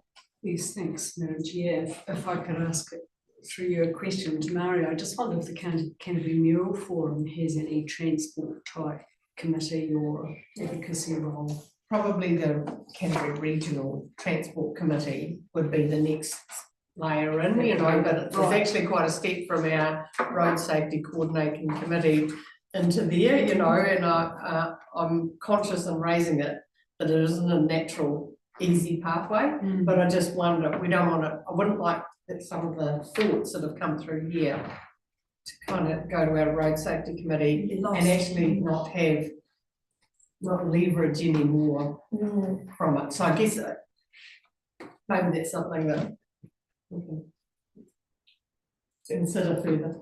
Because I was just thinking that, if I may, Madam Chair, that, you know, State Highway 1 and other state highways go through pretty much all of our Canterbury districts, I'm thinking. And I thought, you know, collective advocacy, I'm not sure what the brief is of the committee you just mentioned, but, you know, sometimes collectively you can be more powerful than you might be individually. And maybe if things did go through the Hiranui Road Safety Committee, that's the gateway, if you like, and then that committee, with their collective kind of wisdom and connections and networks, might know of a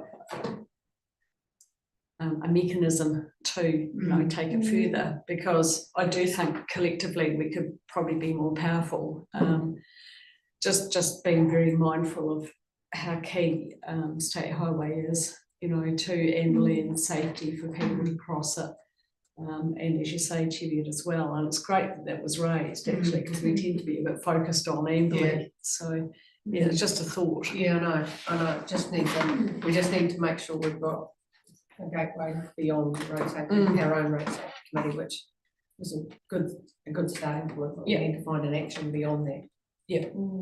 Yeah, absolutely. Yeah, well raised. Okay, submitter 3, Dave Fez, I hope I've said this right, Fezzacurley. Exactly. Thank you. So he talked about specification of where horses can go and where walkers can go. So that comes back really to liaison with the stakeholders and the signage that we've heard about through a number of our submitters. Anything from there that anyone feels needs to go toward amendment or a different pathway? Okay, Julius Newman, who we heard just before the break. So he was focused on the reduction really of time for pedestrians to be crossing and had an engineering solution. So we are currently carrying out that review of the developmental engineering standards, and I note that that is also going into the business and usual short-term actions in the action plan. So anything further from that submission that we haven't covered? Right, okay, number 5, which was anonymous, in regards to scooters and on footpaths and their speed. So again, that one there, perhaps a discussion to be held at the Road Safety Committee, and I'm not sure that that's something that requires further action within the actual strategy itself. That is a point well raised. Madam Chair, the only other thing, having heard the Trails Trust submission this morning, and they mentioned an audit, and that could identify, you know, areas, if we go down that avenue, identify areas where improvements could be made, where there's issues, etc., etc. So whether that needs to be explicitly added as an action, yeah, it comes back to who's going to do it, cost, etc. Yeah, so perhaps that might be captured, you know, we talk about what that audition might look like as we go through the submissions. Okay, submission number 6, Grace, which was a lot about the difficulty with the step overs and people driving around horses. So that comes into that whole audit conversation again, and also into you know, the stakeholder groups such as the Hammer Springs Tracks Network. Anything there that people feel needs to be added or amended or followed up in any other way? Can I just ask a question? I'm obviously not familiar with these step overs. Is that something that the council's put in place, or how do they come about and for what purpose? That's a great question. I don't have an answer for that, but perhaps Andrew does. As I understand it, it's probably put in place by the Track Network Group when they're doing upgrades and work in Hamner, as I understand it, to prevent vehicles, motorised vehicles, motorbikes, getting onto the tracks. Yeah. So the removal of them could open up for potential different issues. Yeah, so that would be at the discretion, I guess, of the people managing the tracks.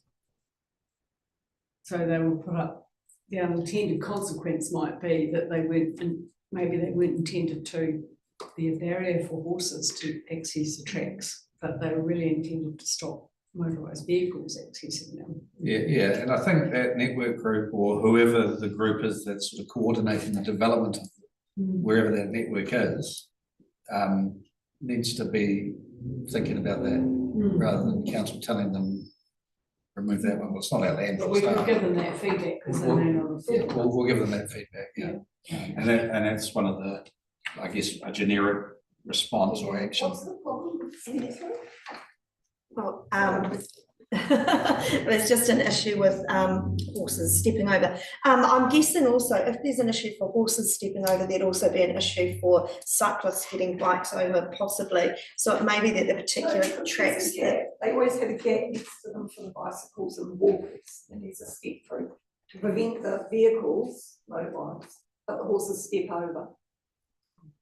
Yeah, I'm not sure what specific tracks are being referred to here. So it may be that the particular track or tracks mentioned may have been designed in line as walking tracks, and we've heard a lot today about the importance perhaps of multi-purpose, so that may come into the considerations there. So are we comfortable with the officer's response to deal with that one? It feels to me as if it's going to pathway back to the Hammer Springs Track Network Group, who are the ones that actually have got the most intel to say whether is it serviceable, or is it not serviceable, is it a barrier, or is it not a barrier? So I think it feels to me that we haven't, I don't have that knowledge, whereas the Track Network Group will have that knowledge, and it's it will be, the information will go back to them being framed on,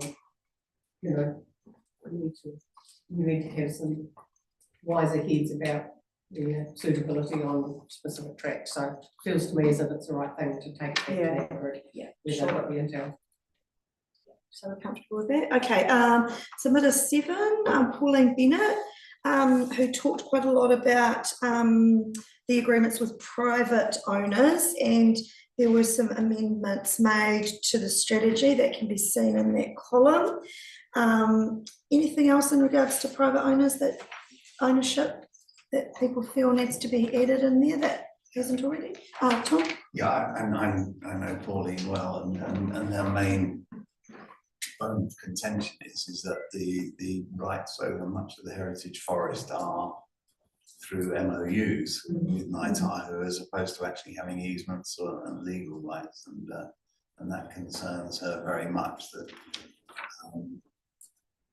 Ngāi Tahu or any subsequent owners or foresters in the area could actually close that entrance without any notice. I think that is where the main concern is. And up in Rotorua, where the land is similarly owned by iwi and private landowners, they do actually have easements, so that those rights can't be taken away. That is just to sort of summarise her position. So Tom, if you look at page 23 and the amendment there to policy 1B, to ensure public access to existing and proposed walking and riding infrastructure on private land is maintained. Do you feel that that amendment there takes into account Pauline's concerns? No, because I think the amendment states a very valid concern, that it's actually going that step further. The actual action to do it, not to just pay lip service to it, the actual action to act upon that, to make sure that those, because there is the possibility that the tracks can be closed, and they have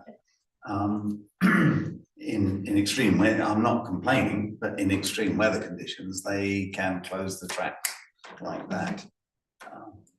They have the right to, and we have no say in that. Not that I probably ever would, it's that concept. They have the ability to close the tracks. They have the ability to shut the public out. Right, so you're looking for assurance that there's a pathway for that. Preferably a legal assurance. Okay. Madam Yeah, I kind of struggled a little bit with this, to be fair, and I struggled with the wording because whilst we've just heard from Tom and we're talking about a very specific example about land in different ownership. Yes. When I read this, I thought about being a private landowner. You know, it could be any farmer might be impacted on this, so I just felt a wee bit concerned about the policy amendment reading. I understand that it's linked to Pauline's submission, but what we're saying here is that ensure public access to existing and proposed walking and riding infrastructure on private land is maintained. Does that mean, are we talking about all private land now, or are we talking about, we're not talking about uniform level roads on inside of farming property, which have different rights, but we're just saying here, infrastructure on private land. So what does that mean? What are we actually talking about here? And I took a bit of a circle around it because I was a wee bit uncertain about the wording. So whether there is some different wording that needs to be, I think when it's related to Pauline's submission, I think I can understand the reasoning, but actually what we're talking about, what we're saying here is any of us that have got a farm that on private land, that anybody does it, or am I overthinking it?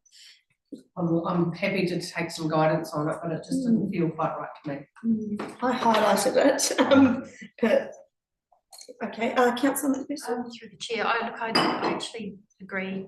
I think we're walking a very, very fine line with this one, and look, whilst I understand the sentiment of the submitter, I'm also uncomfortable with in our aim to achieve more certainty over access to private land.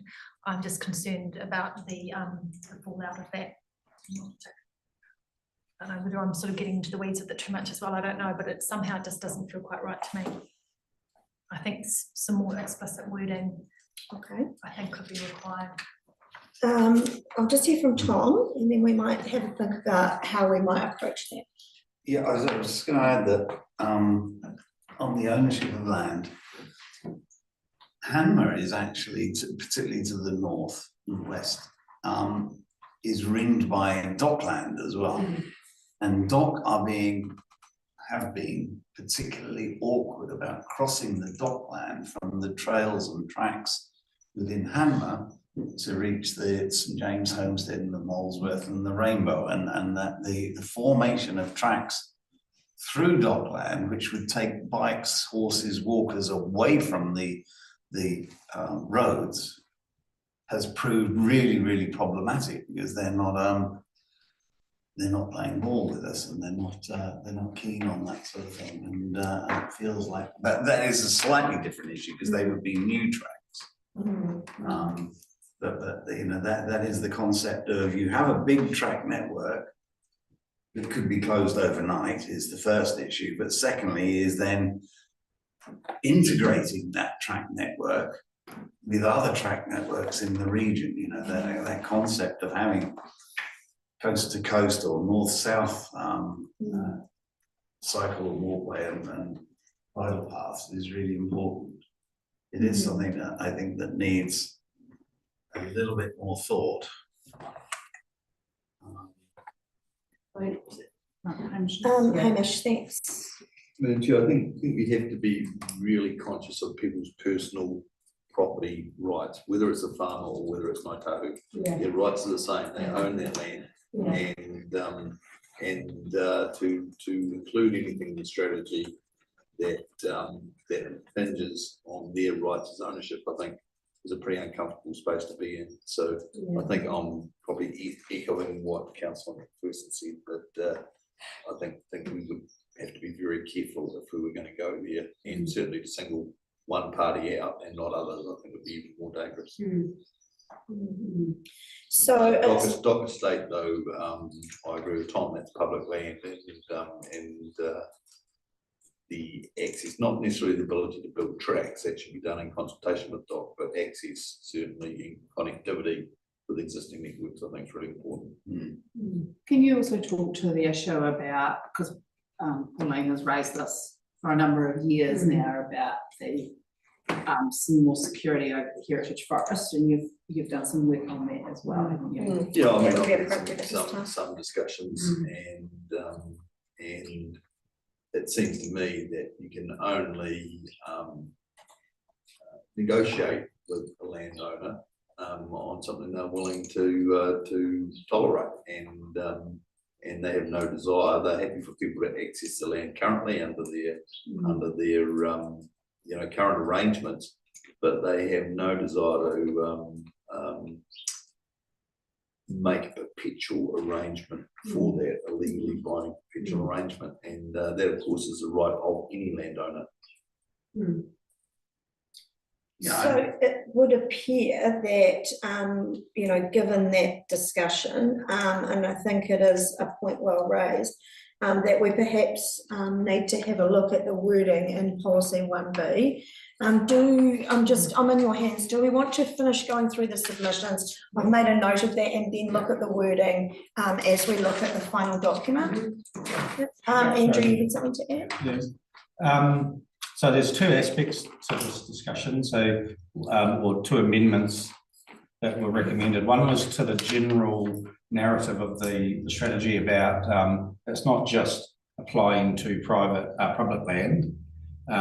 And then there was a recommended amendment to the specific policy.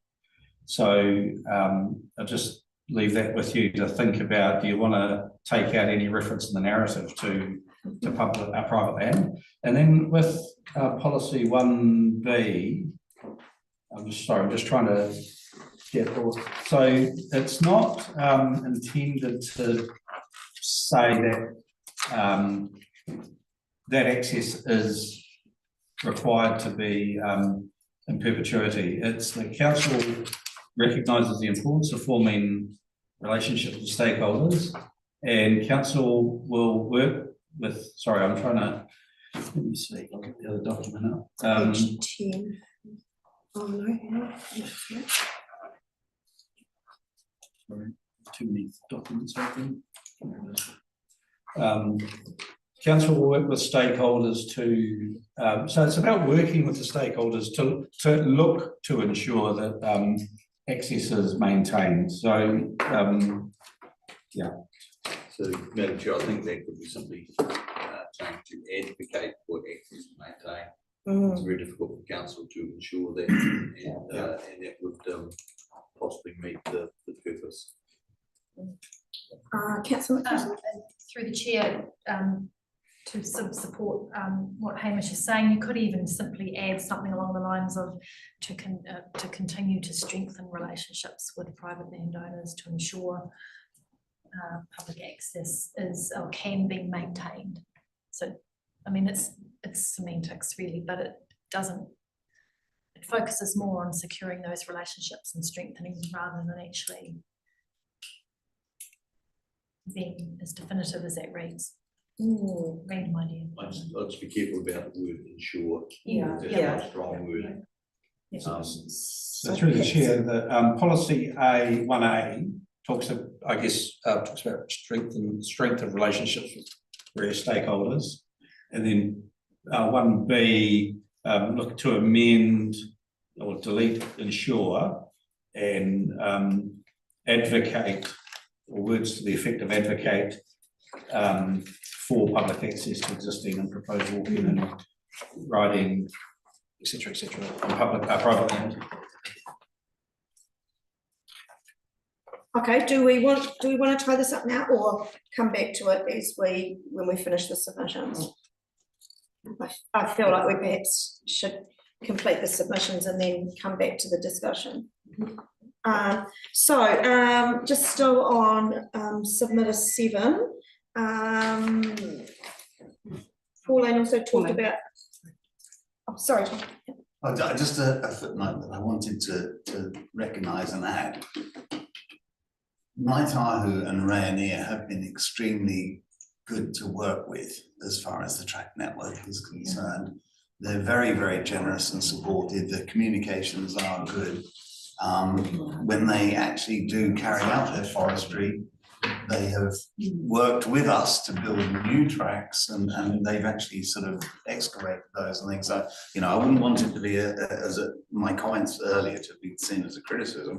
We work very well with Ngāi Tahu and Rayonier and, you know, and thank them very much for their access to the forest. Yeah, that's great to acknowledge that, Tom.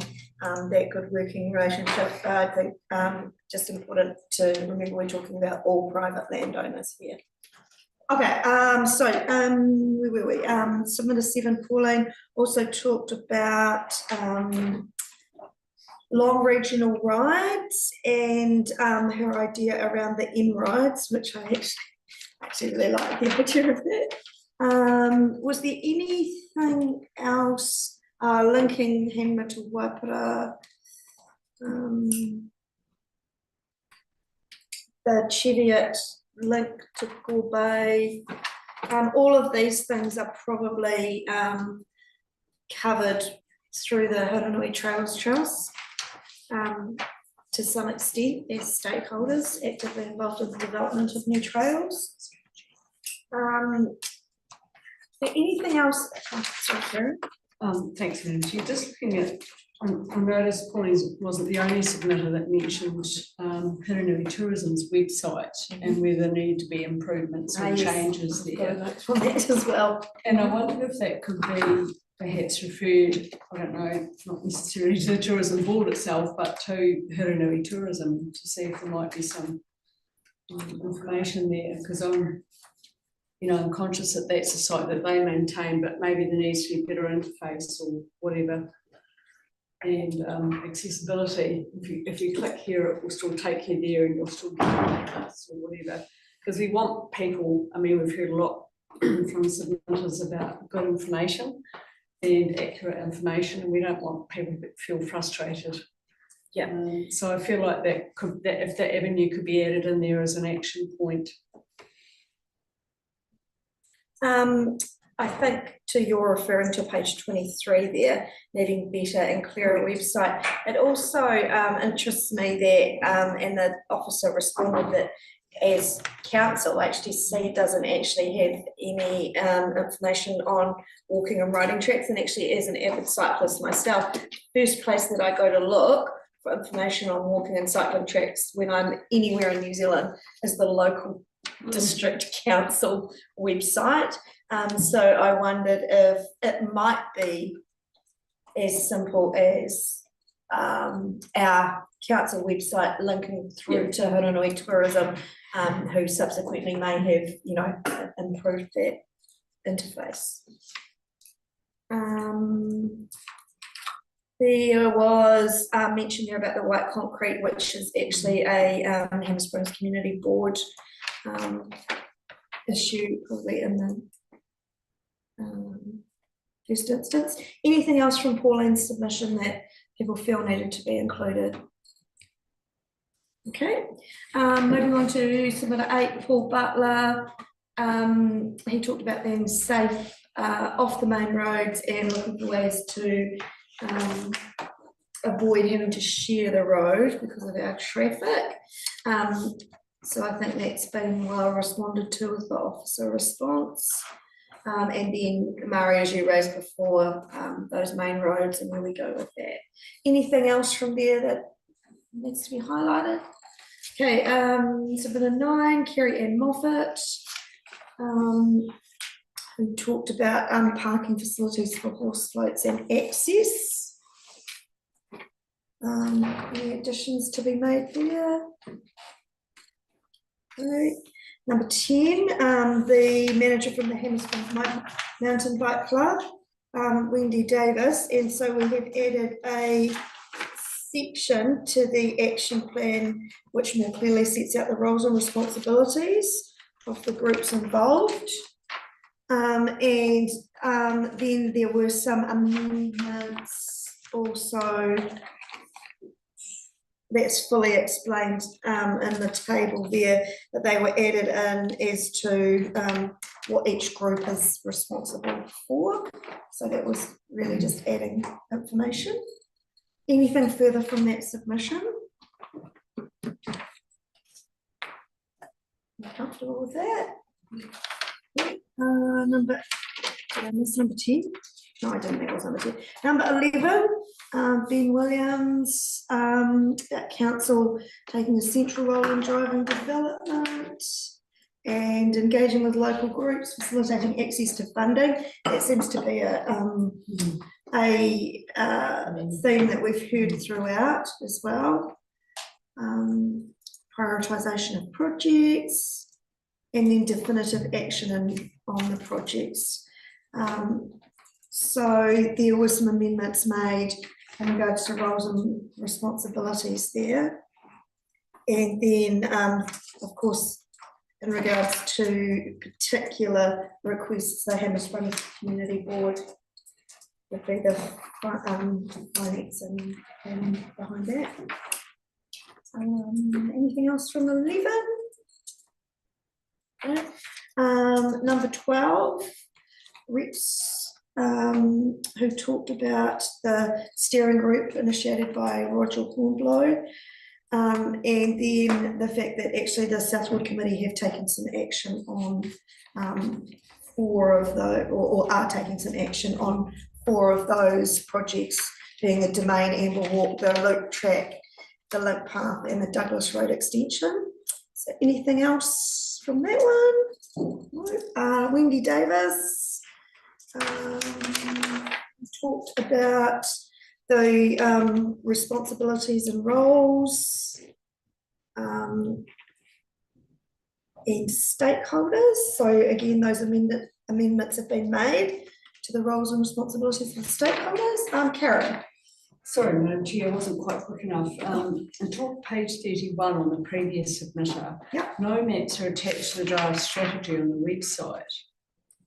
I didn't see a response there, but maps mightn't be a bad thought. Is that something that could be considered or might be considered? Through the chair. Not the draft, I mean, like in the actual.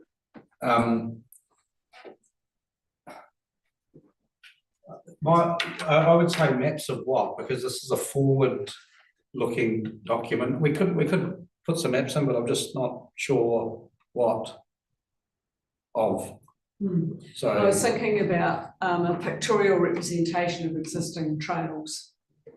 You know, not all the details, but just, you know, because we've got such a big district, and I guess I was had in mind 1 or 2 of the submitters mentioning, for instance, people in Hanmer Springs know what's in Hanmer Springs, but that information is often held in the minds of a few. And if we really want to encourage people, maybe I'm thinking particularly new residents perhaps may not have a picture even of what's available. And I know they'll evolve, Andrew, I'm probably dreaming here, but I just thought to give a bit of an idea of the scope of what's available, a map might be a bad thought.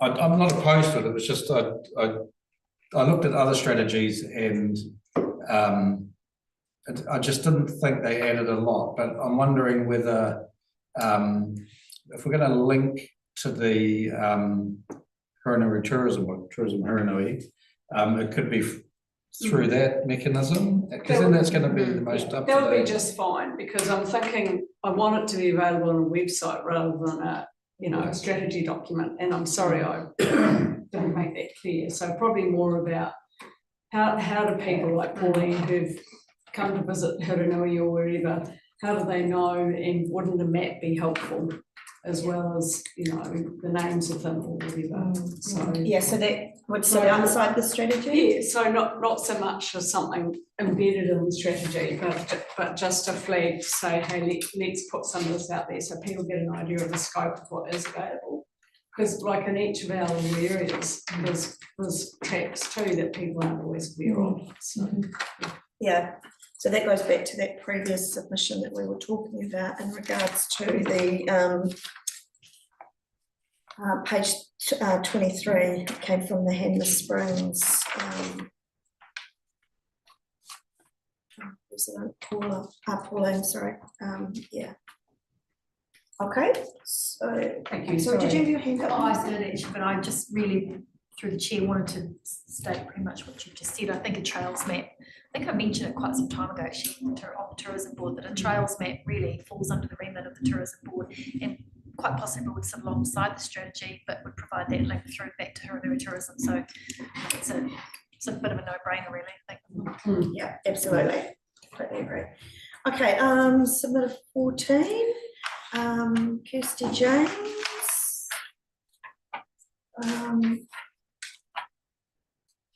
She made a comment about Weldon Pines, but that sits outside of our strategy discussions here. Submitted 15, Marcus, who talked a little bit about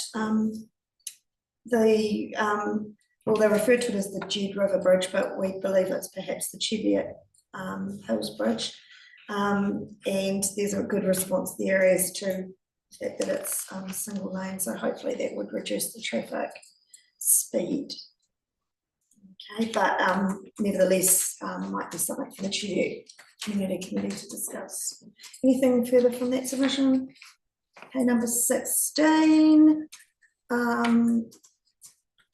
was around provision for e-bike trails, and there's a good explanation there of one of the key feature of the goals and principles being the further development of infrastructure. So I feel like that's covered. Anyone got any more points on that? Okay, number 17 was around, I guess, the opportunities to share tracks and the importance of, you know, people being able to respect tracks that are, you know, used for bikes, horses, and pedestrians. Anything further around that? Okay, so we had Julia in this morning from Canterbury Equestrian Advocacy. So she focused in on the need for our tracks to be a multi-use platform and the importance of information and it to be equitable for all walkers and riders. She touched on that whole audit idea and particularly talked about inclusivity as well as the potential for us to be a destination, which might then have some economic benefit.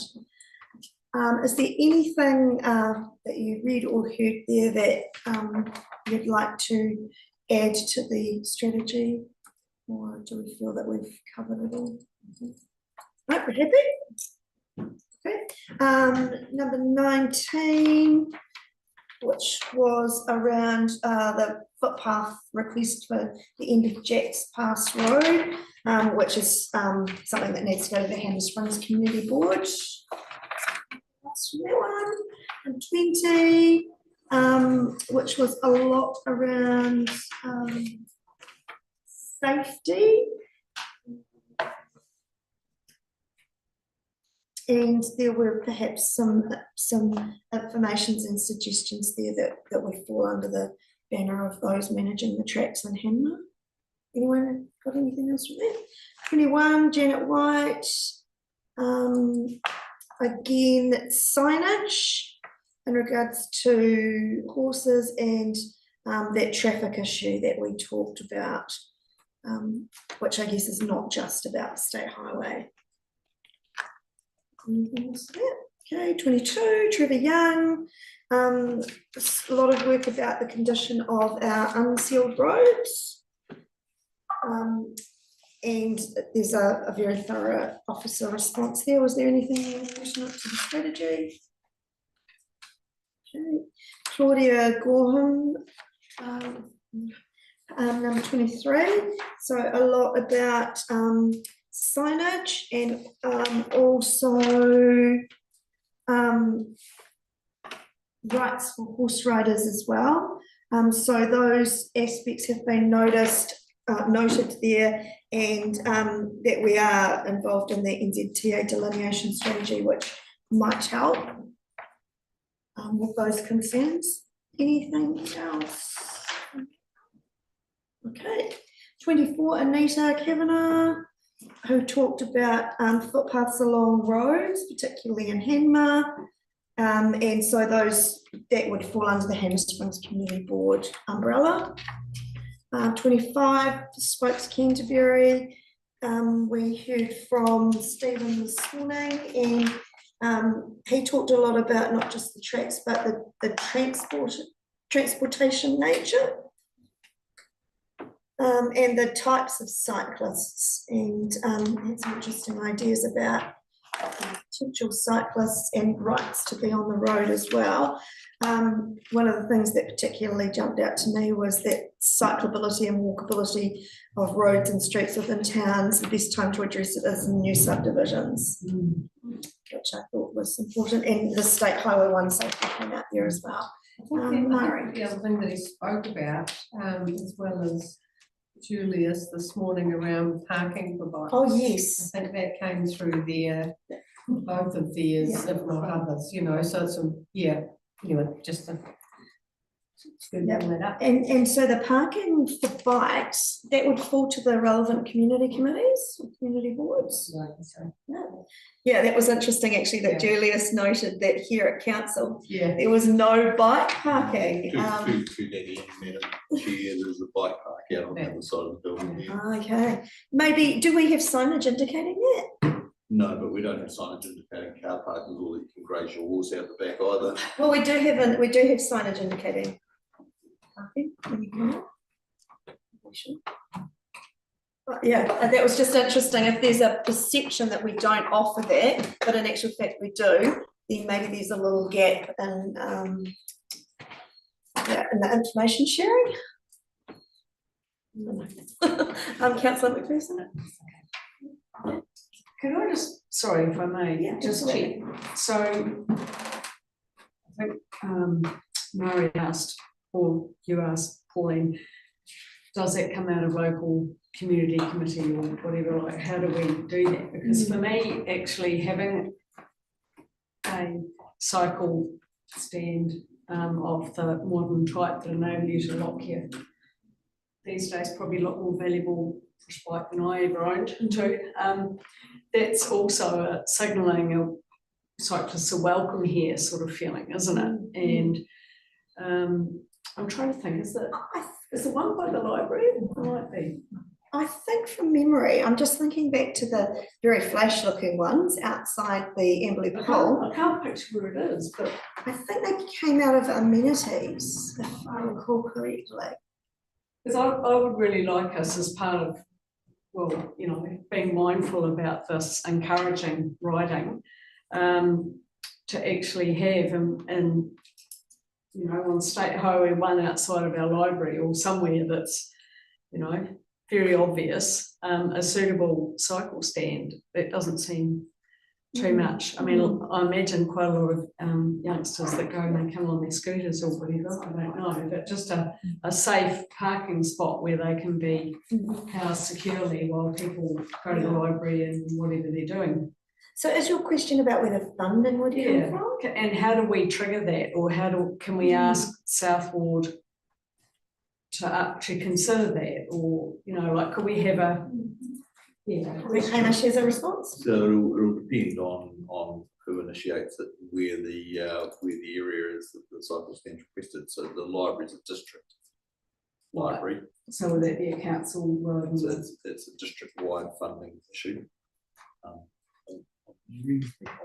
Bike stand outside the library. I think there is. I think it's to the side. To the left, I think. Yeah, I'm pretty sure there is. I'm pretty confident there is one there. I mean, we do generally provide them. Not in place. Just through the chair, I'm pretty sure Cheviot as a community committee went through a bit of an exercise a few years ago about putting some cycle stands or, you know, outside the Foursquare or whatever. I'm pretty sure, and that was initiated, I don't know, by their community, I'm sure. Yeah. And they had that discussion and they continued through with making sure it happened. So, you know, but it was led by the community. So it might be something that, you know, we each perhaps have a very brief discussion with our community committees. if there's a need identified in your particular area. Are you comfortable with that? Or could it come from here though? It could, I Town suppose plans it come could, through yeah. parking, so it could go to all the community committees and see if they want to pick Yeah. up. Yeah, I think that'd be really good. I mean, I know that they can be a bit of a hazard on the footpath in Waikari with two cafes quite close together. There's often cyclists there and those get leaned against buildings and stuff. So parking isn't just about encouraging people to get on their bikes, but it's also about the safety of the people who are walking in the area as well. So to trigger that, would that be like just a brief information report to community committees saying? But won't Andrew be doing that anyway? with all Oh the yeah, in things regards, that so are it can just be. gonna feed that through, so I think it should be just woven into that. Comfortable with that? Yeah. Okay. Was there anything else from submitted 25, which was Spokes Canterbury, that was Stephen? Okay, 26, the Recreation Aotearoa Parks Plan Open Spaces. There was, this was really thorough feedback that we received, and there've been a number of amendments linked to that. So the changing in wording to include other mobility devices, and the accessibility, they were probably the key themes of that one. And then also they commented about the lack of, well, they commented about information available or needing to be available.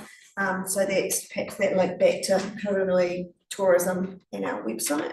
Was there anything else anyone wanted to comment on that particular submission? It was a very fulsome submission.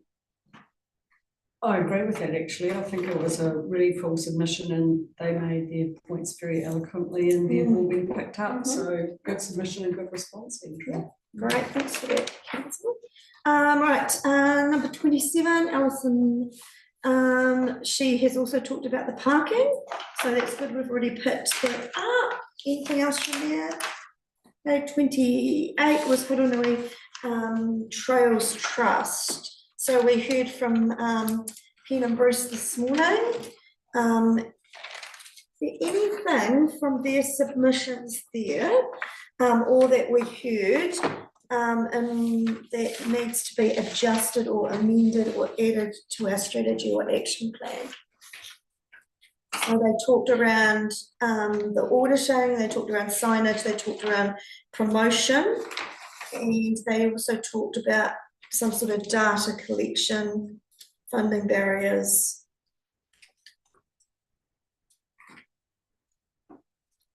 Again, they were points very well raised. So we're comfortable with that submission? Number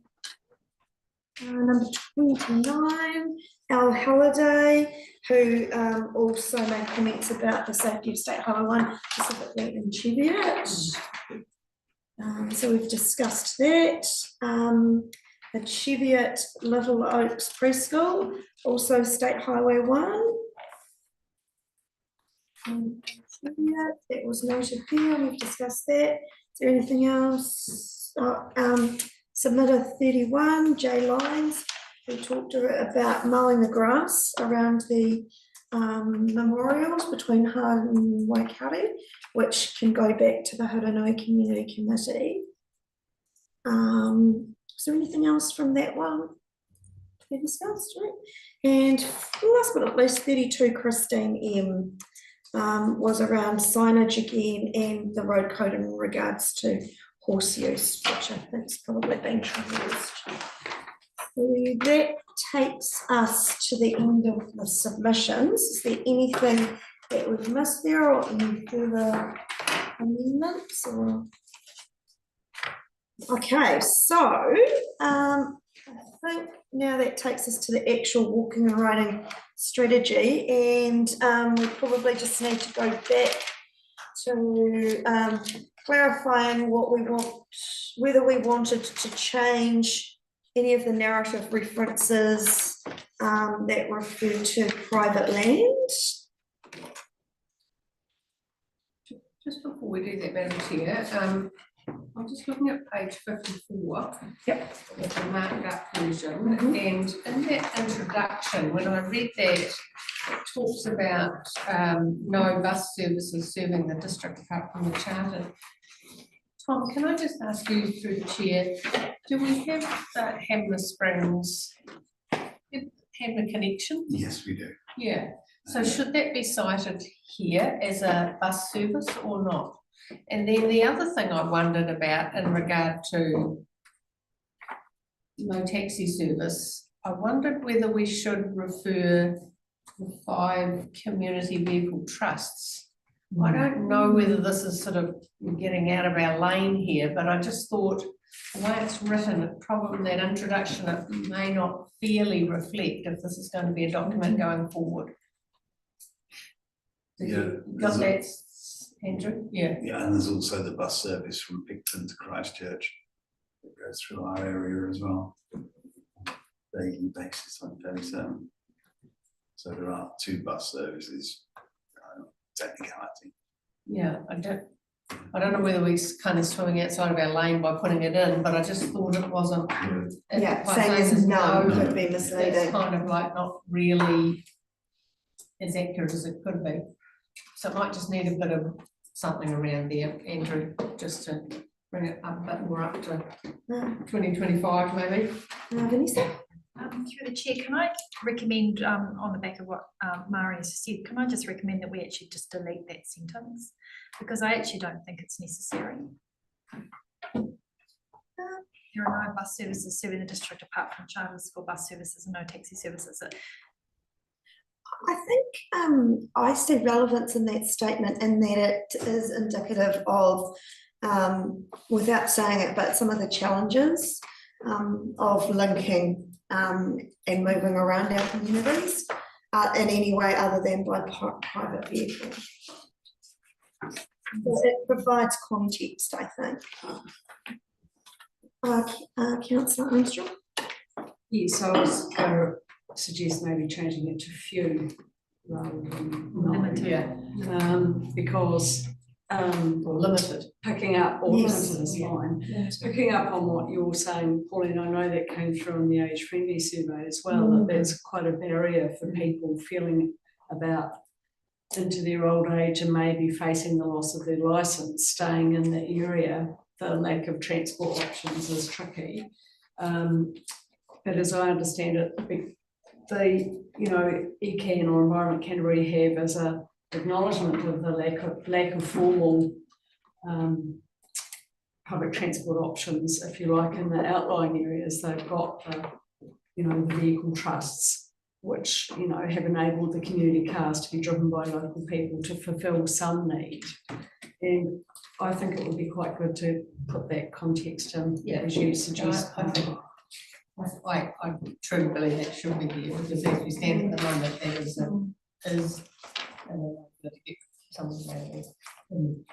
in a dignified manner outside the ability of having public transport. Tom? Could we just put in few taxi services rather than no taxi services, because there are 1 or 2 individuals who do provide limited taxi services, and in particular there's 2 people in Hanmer who regularly service the TA walkers, bring them into the village and then take them back to the walk, and who will take people to Christchurch and back in an emergency or in necessity. Yeah, so there is technically a limited but very small, and I don't know whether there's anything in Amberley either. Community bus, but it's was Kauai shuttles, but they're no longer ready. Do we are we happy to leave that wording in Andrew's capable hands? Yes. He will have picked up the tone of the discussion and exactly what's required there, I'm sure. He's probably already done it, in fact. Not that good. Okay, do we want to just carry on down this page? Anything else on page 54?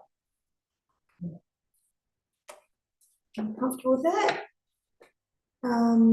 Page 55. for me, it's about I've written myself a note, but I can't, but it actually talks about privately. Oh, yes, so Private property thing, yeah, you know, so the just- narrative around that. Yeah, we just need to tidy that off a wee bit so that we're not exposing our. So it's right at the property rights. beginning. Yeah. The walking and riding network crosses Yeah. both public and private land, yes, with many tracks and trails, especially for those walking and mountain biking located on private land. Oh, yeah, so that's okay. Yeah, I personally would delete particularly those in and around Hammer Springs, because I don't think it's unique to Hammer. Yeah, okay, so we could delete that. And then by considering both public and private lands, the strategy aims to create a more coordinated approach to planning, maintenance and safety, while also fostering collaboration between public authorities and private landowners to preserve and improve the network for future generations. How comfortable are we with that statement? Do you think we just need to, I don't know, it might be a note at the bottom or something to say, you know, when it involves private landowners, consent or willingness is, you know, like I just, then it might capture it, say, because there will be opportunities for private landowners to allow many people to go across their land, but it's got to be an agreed status, you know, so there's some wording around there that might make sense of that. Rather than excluding it completely, because private landowners are quite agreeable, but you know, You just want to should we acknowledge say it. something like, this is what I've written in my scribble time at home, should we say something like private landowners require consent or willingness, you know, it needs to be an agreement. Or, Needs to be with private landowners agreement. yeah, so then that just captures, because I mean, I think there's heaps and heaps of private landowners let people access their land. But they're consented to do so, or you know, they're invited to do so. So it's an acknowledgement of their So I rights. just think if we do that rather than saying, you know, I think that'd be helpful. Okay. Anything else on page 55? Okay, page 56. I think. Page 57. Just holler out, Kate, if you've got anything. 58. 59. So this is, oh, actually 58, 59 is, that's where we talked about that, one on top, the top of page 59, and perhaps we consider taking out the word, sorry, in number 5, V, rather than ensure, advocate for. Yeah, I agree with that. Okay. Anything else on that page? Page 60. 61. 62. 63. 64. Quite a lot of new stuff there on 64. And 65. Right. Do we want to go from there to this document or carry on into the action plan?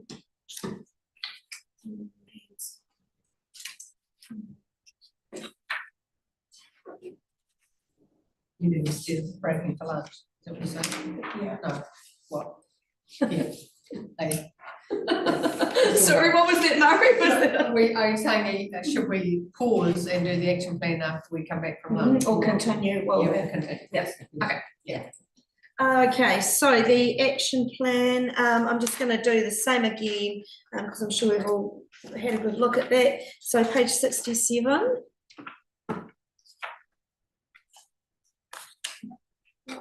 68.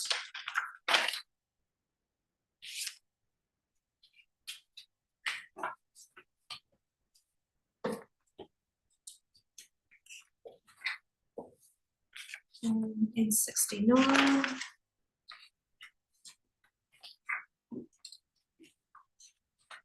70, again, not you, I can't read my own hand.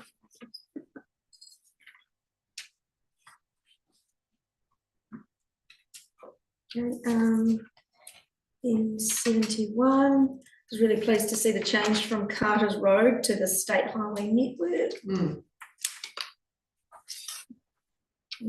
In 72. Thank you for actually noting which submitter each of these came from. Like I said, this was very, very readable as a councillor. And then we're on 73.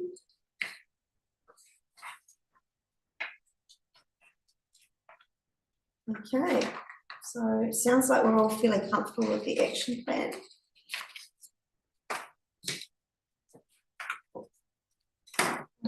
So if we go back to our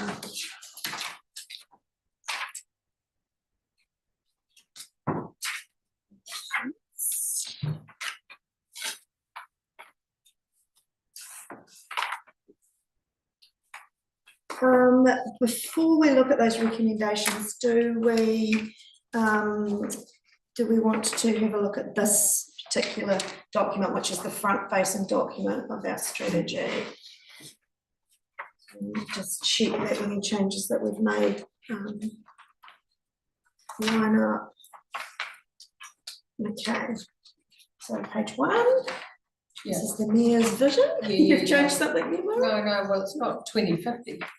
Oh, yes, it has to. In the second to last paragraph. Instead of 2025. Yeah.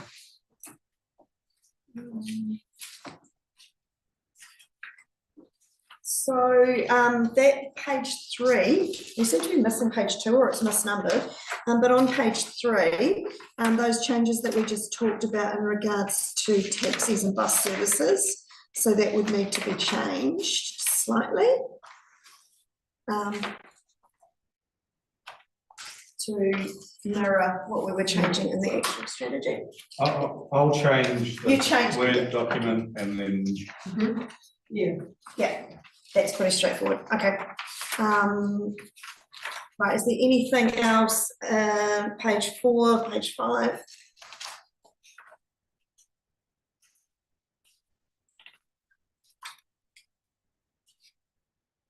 Page 6, page 7.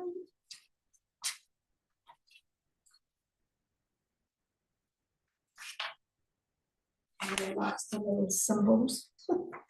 Page 8 and 9.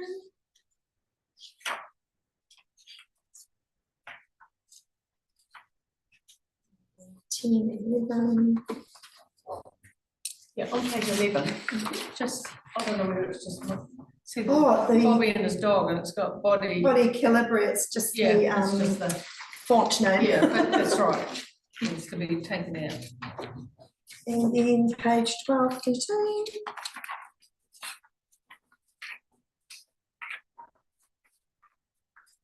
Shame 15. Page 16. Yes. So the priority one.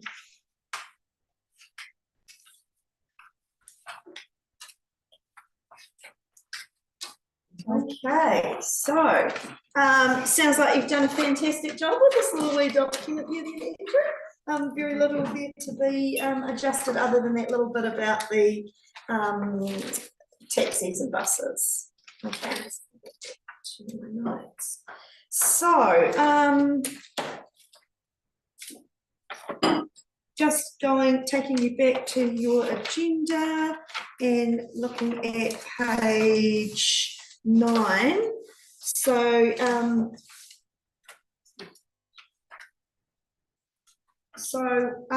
let's have a look at the recommendations, and just before we do, I just noted that, you know, the amendments that we've made to this new plan, when I was looking through these submissions and considering it, I was thinking about those amendment requirements. So are we ensuring more active transport modes? Are we being more inclusive and accessible, and have we explicitly set out the roles and responsibilities for the key stakeholders, which I think will be done. So is there anyone of a mind to have a look at these recommendations, and are we comfortable in trusting that there are some very minor wording changes that we can trust to Andrew? Thank you, Madam Mayor. I'm happy to move the recommendations as written, noting that those minor amendments will be in the hands of Andrew, and I'm really delighted with the process that we've gone through, and actually the integrity of all the submissions, I think has been quite substantial, so I don't think that's due to the work that the officers have done to get us to this stage, so I'm happy to move that. Thank you. Fantastic. Is there someone who's happy to second? Oh, we're fighting over it. Karen, thank you. I'd be delighted to second, and I also want to note, a number of submitters have talked about and all mentioned how helpful it's been having Andrew and how responsive he's been. And, you know, I think our final document is going to reflect that, and it's going to be something we'll be proud of. So thank you for your work, Andrew. And you've both stolen my thunder, because I had noted down exactly those things, that it has been a robust process, and Andrew, you've done an absolutely stellar job of this right from the get-go.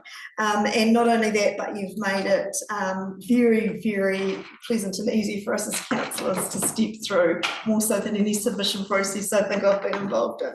Right, are there any questions of clarification, any comments, anyone wishing to speak for or against? I think we can take that as a complete vote of confidence, and thank you for your hard work. So I'll put that motion. All those in favour, please say aye. Aye. Against? Abstentions?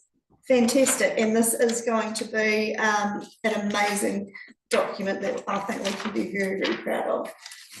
Thank you very much for your work on the entire process. Excellent. So I think my plan now is to break for lunch and to return at 1:05, and we just have the, not just, but we have the information item 4.1, which is the community partnerships team update. Oh, sorry.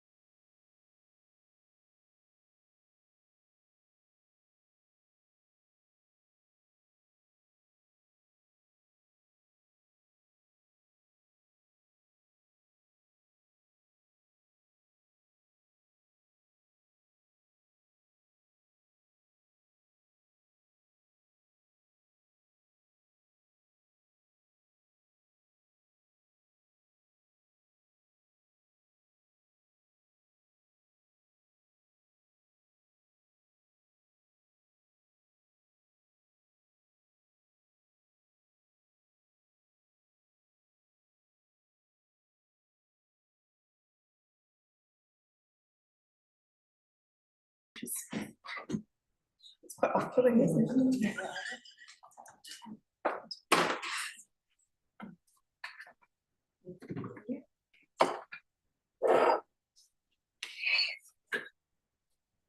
Fabulous. Okay, last item of business, which is an information item, item 4.1, page 173 in your agenda, which is the community partnerships team update.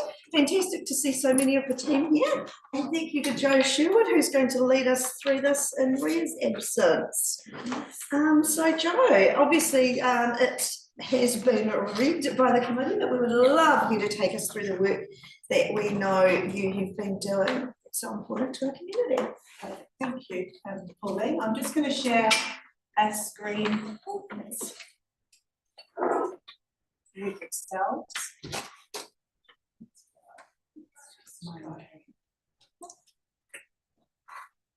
Awesome. All right, so firstly, thank you so much for giving us the time as a community partnership team to give you an update on the activity in our space from September through to today. Firstly, apologies, I'm not Ria, sat in front of you. She was called away from emergency about an hour ago, so I'm stepping in and I'll do my very best to make sure I cover everything off and answer any questions or queries you have. As Councillor Pauline mentioned, assume you've all read the report and we can take some questions surrounding that, perhaps at the end, while after my wonderful colleagues here have given you a bit of an update in their space. I'll just flick through, as we usually do with this update, a bit of a presentation just to show some of the activity within the team and showcase some of the things that we've been doing, and then I'll pass to the team shortly. But I'll just always put this slide up because it really cements who we are as a community partnership team and as local government, what we're here to do. So our local communities need support to be able to lead. They don't just want to be led. And that's what we're all about in the community partnership team, is about building those connections, working with community to lead from a community perspective. The next slide you've got up there is our strategic alignment, so how we align to council. So 3 and 4 being the main pillars of the strategy we align to, supporting communities to develop and shape their own direction and respecting the foundations of our shared history to build the future. Below that, you'll see the team itself, community partnership team, what we're about. So our vision, connecting a connected and thriving Hurunui district, enhancing local leadership. Our mission for doing that is building strong partnerships to encourage collaboration, community ownership and development. And the 3 main outcomes that we hope to achieve through doing that is building resilient communities, inclusive communities and empowered communities. So this is our why as a community partnership team, what we hope to achieve in our work. The next slide is just an updated infographic of who makes up the team. So since our last update, the communications advisor, Laura, now sits within community partnership team, which is really great to have Laura in our team. And we're soon to welcome a new youth connector into our space on a fixed term contract next week. So that's just giving you a wee update there. Excuse me. So just building on that, our why and what our outcomes aim to achieve: resilient communities, inclusive and empowered communities. You'll see under there some of the key areas that we look to achieve those outcomes. And I think when my colleagues here present their pieces of work, hopefully you'll start to see where some of those networks and collaborations interconnect, because really as a team we don't work in silo at all. There's lots of crossover and collaboration within the team and with community. So some of our key areas with community engagement, sort of new space that you've seen some of the work that Hannah does in that space, really how we engage front face with our community, and then for the likes of NAP, Together Hurunui and key partners through neighbourhood support, how we really feed and get that information and intel that builds into the work we do. So without further ado, I am going to pause that video. Apologies there. I'm going to introduce the team to give you a bit of an update on their space. So we've got Jackie, our community partnership team coordinator, Nat from Together Hurunui, Emma, Safer Roads, and Anna and Chris from NTFJ, just to give you a bit of a flavour of their space. Now, I know the report also spoke to our age-friendly area and some of the other community engagement, but this is really just to give you a little bit of an update in their area too. And then if you've got any questions after each speaker, we can take those in, or we can answer at the end. And if there's anything in the report you want clarity on, we'll do our best. So if I can just, don't know why it skipped through. I'm going to let that video play. Just because it's doing its own thing there.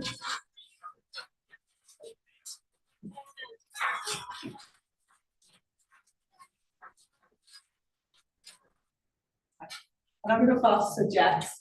Yeah, okay, I'll just give you a bit of an update from that side. So, hello, I'm Jackie. For those who I haven't met, I'm the Community Partnerships Coordinator. I'm a proud resident of Leithfield and have 3 young children who attend Leithfield School. So my role here involves 2 primary areas: event coordination and food security, along with some other additional ad hoc team support. So this is my first time presenting, so just bear with me. So to start off with, we've got the Kia ora Summer Pool Parties for 2025, which we hosted at the sort of middle of January. So we hosted 11 events, drawing in 401 young attendees, which was a 16% increase from the previous years. We had a total of 754 sausages and no food waste. Extra snacks were provided thanks to Satisfy Food Rescue. We were lucky enough this year to have volunteers from our Huronui Youth Program, and they contributed 51 hours of volunteer service. This promoted leadership and reducing the need for paid staffing. And by the end of these events, our numbers of youth helpers actually outnumbered our community team staff. Together with our engagement facilitator, we implemented new youth engagement strategies to enhance awareness and understanding of our council services. We were able to foster additional connections with MTFJ, strengthening their relationships and created opportunities for youth. Our Welcoming Communities facilitator was able to engage with some newcomers and promote additional inclusion. So sort of moving on to the next slide, as you'll see with the video, that was our Toot for Taka. So thanks to the initiative, families are received essential food parcels through Huronui's Emberley, Waikari and Waipara food banks. So this video illustrates how collaboration enabled us to gather and distribute 3 full trailer loads of food just before Christmas to these food banks. So after the passing of the Emberley Food Bank manager, I've been working to strengthen the ties between Living Waters Food Bank and Emberley Food Bank. So this collaboration has really streamlined these services, been able to build connections and create new opportunities for trust and teamwork. I'm also involved with Food Secure North Canterbury, where I've developed a system to track food distribution trends and meal equivalents. So just to sort of shed a bit of a light on patterns and gaps that might be happening in the community. For example, the Waipara Inspire Food Pantry provided 63 food parcels, which then equated to 1,565 meals.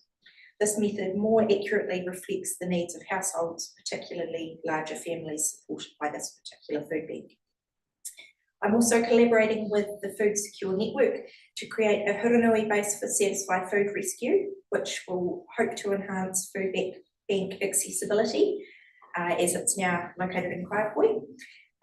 We hope to empower extra volunteers and expand food rescue initiatives. The property team is currently exploring potential hub locations for this.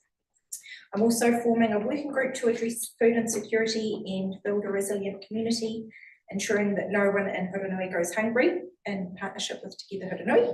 And I have a few key collaborators already included in that group, with some, got Barry from the Lions, got Serena from HDC focusing on waste minimisation, Karen from Living Waters Food Bank, and Kay Hudson from Rangiora High School in terms of supporting food security for students.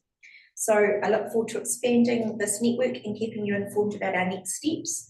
With your support, we are making significant impact in our district, and I'm excited to continue this important work together. And I think through those 2 main events, we really, these are big events on our calendar, which we really love as a team, I think, because we get to work so much within community. I mean, Toot for Taka is just a hustle and bustle of everyone just mucking in and getting things done. It takes a lot of organisation, and we really appreciate all the key partners involved in that, but it's really does, you know, from a council perspective, give us opportunity to really connect with our community. And the same with pool parties, we continue to see huge benefit in these types of big sort of community events that see us giving back to our community as well as working in collaboration too. Can I ask a question about the pool parties? I always make an effort to. I know. They're great, so I only managed 2 this year, but the ones I went to, absolutely fabulous. The 16% increase, do you count the, like everybody that's there or just the youth? Just or- the youth. Because. So not the parents or caregivers. that Yeah, come with yeah. What really struck me is, firstly, it was so fantastic to see our youth actually kind of taking over the event from you guys almost. That was amazing, great leadership opportunity for them. But actually, youth aside, who were having a great time, which is really, you know, what this is designed for, but the adults that accompanied, you know, those young people to those events and the socialization that they were doing at those events, you know, I talked to a lot of people there, and there are a few who actually go to multiple of those pool parties simply because it's a great way for them to connect socially.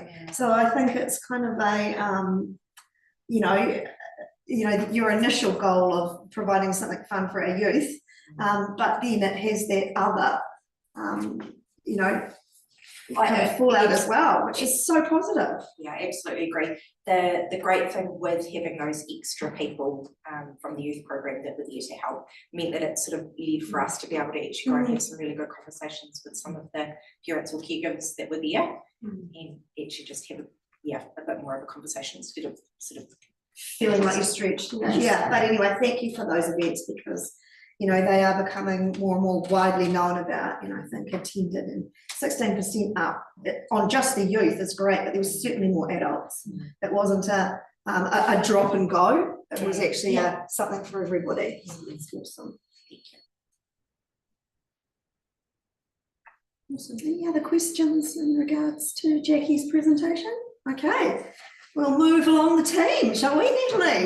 Welcome. Kia ora everyone. I think you all know who I am, but my name is Nat and I'm the facilitator of Together Huranui. So we've had a busy, the last 6 months have been quite busy. We've seen some real growth and diversity come to the Together Huranui network. We're currently sitting on around 230 members that are a part of that network. So they're providers, health providers, education, social service, central government providers that provide mahi here in the Huranui.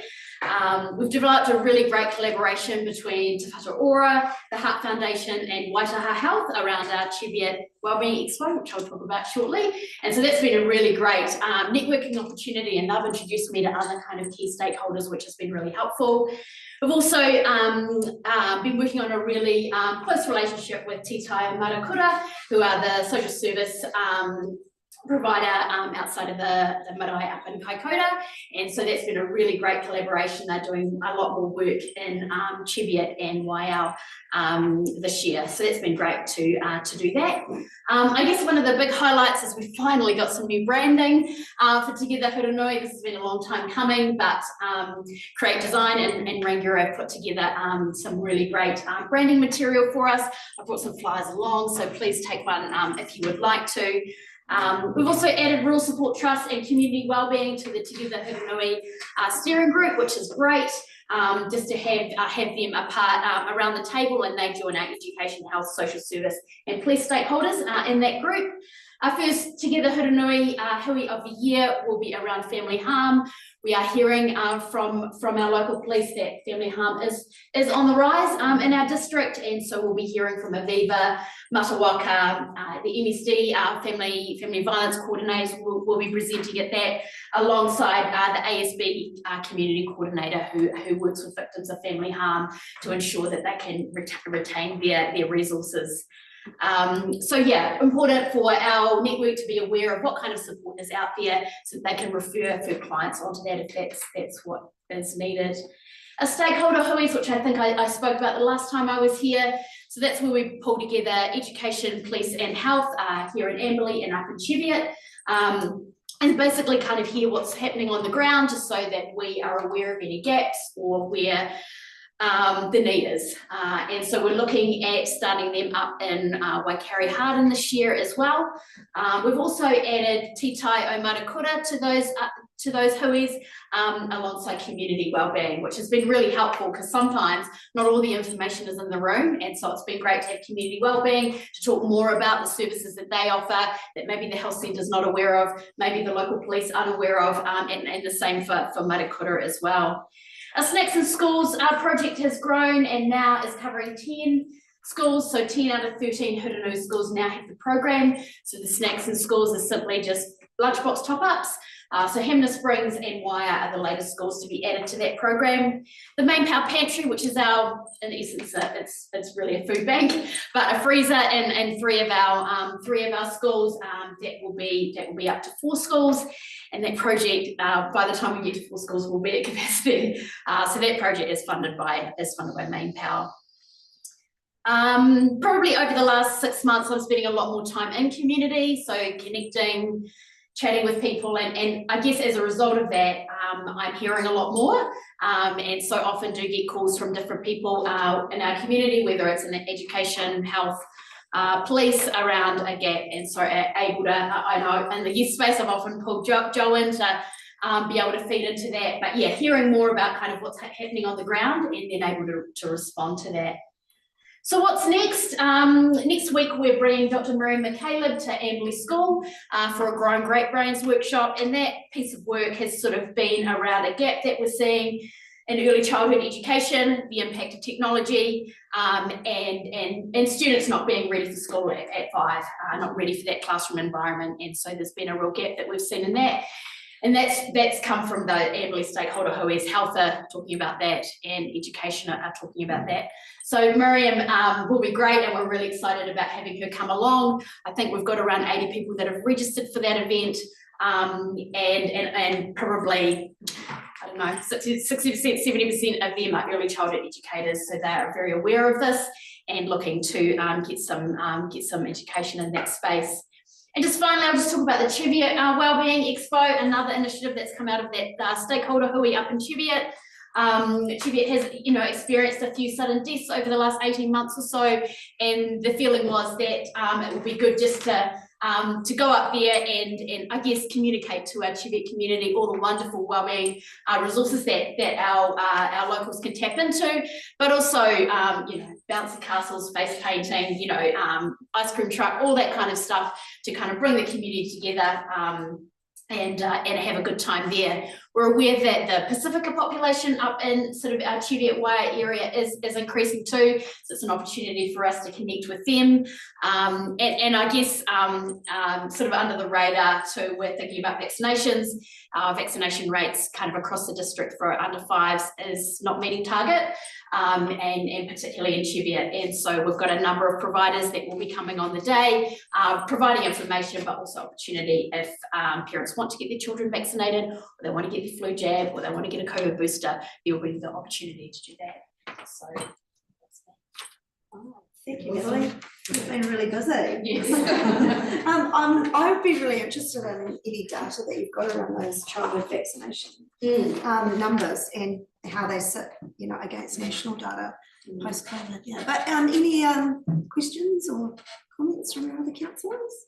Councillor Davies. I would like, are those vaccination data, is that available for all? It's come through our medical centres, so medical centres are reporting. I've only spoken to Amberley, Waikari and Cheviot, that they're sitting well below the under 5 vaccination targets. I could talk to Claire because we look at that data all the time. Okay. So Claire will have all of that at her fingertips from the whole district, and actually from across the region as well. Yeah. So we want to get some comparative data. She would be the person that would have that all the time. And I wonder if there's an impact also with the older children with the vaccination as well, or if it's primarily just at that younger end of the spectrum. Awesome. Definitely more of us. People are more vaccine hesitant. Yeah. I guess since COVID. Right, thank you, Natalie. Okay, moving on. Safer roads. Yeah. Kia ora Toto, I'm Emma, I'm a Safer Roads Facilitator. I was hoping my report would highlight the diversity of our road safety program that we hold. So we have activities that are there for at-risk road users, there's activities for youth, older people, people that are travelling to and through our district. So a vast, we get to sort of highlight and attack different issues in all areas, which is great. Today I wanted to focus on the great work we're doing in licensing within the district. We all know that in our district that we have minimal public transport. People have to learn to drive and they need to continue to do so safely for as long as possible. So the two programs that support that are our youth-led learning theory courses. So they're held both in curriculum time and in our school holiday programs, and we currently have a 95% success rate in that program. So I hope it'll be a thing of the past that a person or a youth would walk into our offices for MTFJ or another program without a learning license. We were hoping that that'll be history gone at some point in time. Along with that, we support age concerned staying safe courses. So they are about refreshing road code and behaviour and keeping people safe on our roads for longer term. So we have a really strong class in Cheviot at the end of the year, and we've got 2 forecasts coming into the future, which I'm working heavily with them at present. So linking those courses to the learner theory mobile testing has really been the game changer. So it means that you can't get away with not sitting a test because we're going to come to you with the testing of this. So that allows us to keep the statistics of how well people are doing, takes away that barrier of having to travel to the testing station. But not only is that for the youth that we're working with, but we can pick up the older drivers with their renewals at the same time. So you feel more supported in your own environment, your own township. You don't have to travel to run your run to get what would be considered, you know, a basic service that we all need. We all need to maintain and keep this license. So, cool. So in terms of the road safety sector, I think you would have all heard through the news, the police, NZTA, that whole sector's had a really large funding cut. It means that we've had to all collectively work smarter. We're all working together quite well on a number of initiatives because of that. So this year, we, in this NLT period, we've collaborated on impaired driving, speed, motorcycle safety, and I'm just about to collaborate with a whole pile of Canterbury-based councils on a rural vehicle campaign. So, and Canterbury's sort of renowned, for working well in the sandbox and sharing ideas. So we're quite often the pilot for many of these new things. At the end of the year, we'll collaborate as the police release their drug testing product, and then we'll all work together as that's rolled out into the market. I'd say it's pretty impossible to miss what's been in the media about speed setting. So every road controlling authority is required to set variable speed limits outside the school gate before July 2026. And we're no different. So a work plan is being made between roading and community partnerships to deliver on this deadline. And this is just a bit of a taking tester really, but we're going to present to council in August on that.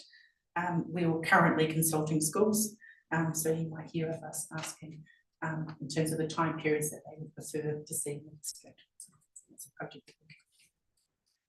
It's me. Wow, busy. Thank you, Emma. Do we have any questions from councillors? I'm certainly thrilled to hear that, because I know that one of the greatest barriers to employment in our district is, you know, the lack of driver's license, and also there's that correlation between, you know, not having a driver's license and stepping into the legal system. So I'm really pleased to hear that what we're doing is diminishing those links, I guess, and that can only be a good thing.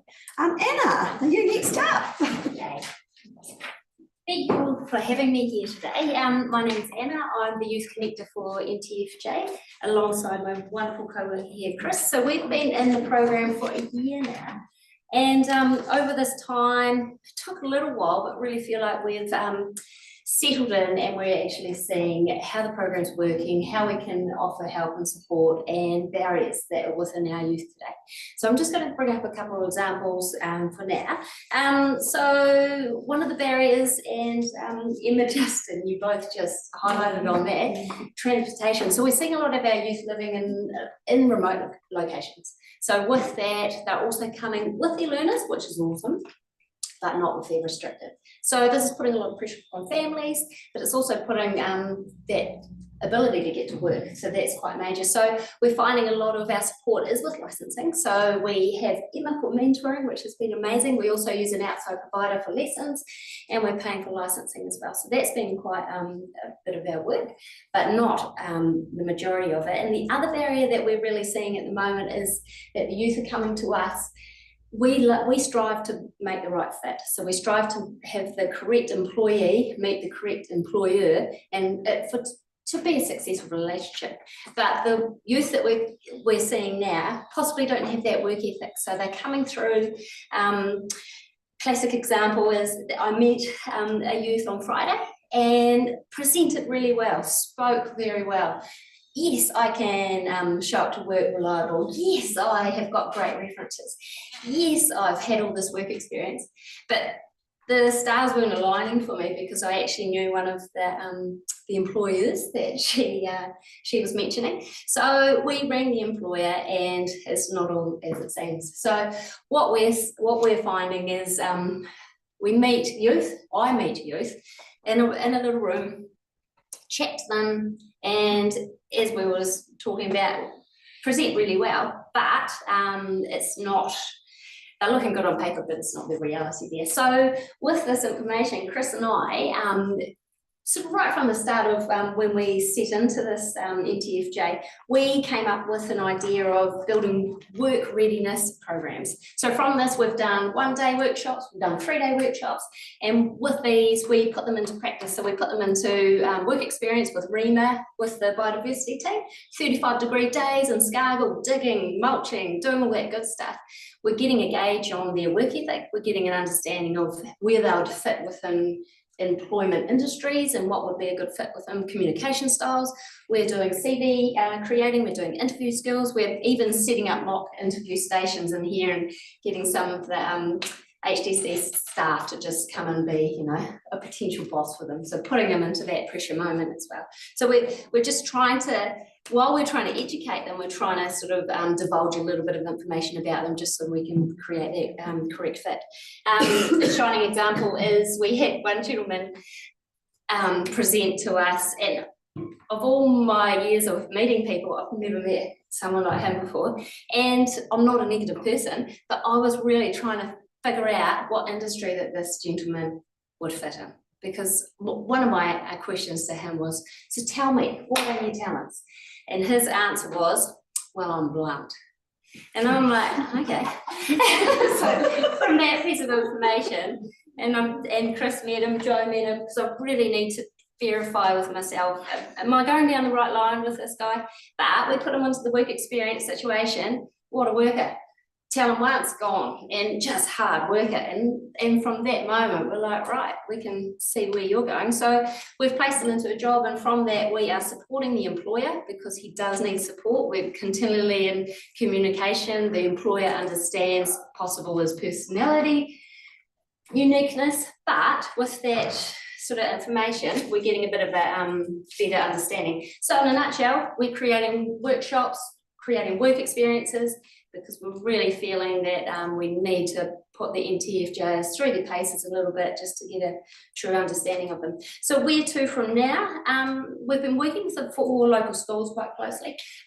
We also recognise a need to be the safety net barrier when youth decide to become exempt from school, and also with the year 13s that are leaving as well. So we're in quite close communication. Chris and I went and met a youth couple of weeks ago on a Tuesday. Then that following Tuesday, we placed him into a job. So it was he had a week off school, like he was a week out of school, and then he found a job. So it was a really sort of a pivotal moment that we see there's a real need for that. And also another thing we're working on is work experience opportunities. So we feel that a lot of them are coming, I call them rough diamonds, and every one of the youth that come in need varying amount of polishing, but it's how much polishing they need before they need to go out. But it's the work experience is actually a key for those that aren't confident, lack work ethic. So we're really trying to build work experience opportunities in the community at the moment. And that's enough from me, I feel. But thanks for listening to me. And thanks for having me here today. That's awesome, and it's no secret that I'm in love with the MTG program, and I think it's just fantastic the way that you guys work on such an individualised level with each person that comes in. And I think that as a teacher myself, that's what we do, and that's how you get the best out of each young person. You actually just added to my speech, which I'm going to put in there, but it is a very individualised, yeah, because, and that's the other thing, like we like to plan ahead and plan workshops, but we can't because we don't know who's coming through the door and we don't know what the need's going to be then, so we very individualise our year profile to exactly sort of who's presenting in front of us at that time. So, and I love that the program is just responsive to whatever you know, whatever you get, whatever you need. Yeah, keeps you on your toes. I don't think Joe likes that as much. It's not all the best programs are like though. Yeah. You can't plan it. Yeah. Yeah. You can say you have to feel it. Yeah. Anyway, Chris. Hi everyone, so my name's Chris and I'm the second half of the MTFJ program. I'm the employer connector. So my role is really to go out to the employers in the area and find matches for our young people. So we learned early on that there's no point doing that in advance and going out and ending up with oodles of jobs because we haven't necessarily got the right person fit. So it's easier to sort of do it a bit of a one-on-one. That's a bit of a side fit. So as you'll see, we, in line with our funding, we were targeted with putting 20 young people into employment in our financial year.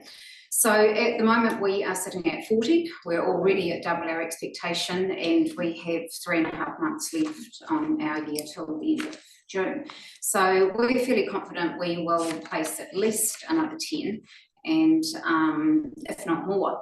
Now part of that, rather than take all the credit, is one reason is that we're probably working a little smarter because we are 14 months in, so you know, our time's more effective. Secondly, there's new reporting through MTFJ, so they now accept a part-time role as a placement, whereas in the last financial year, it had to be a full-time 90 days plus type role, and which is more realistic to the general employment nature out there with seasonal work, vineyards, that sort of thing, and employment in general.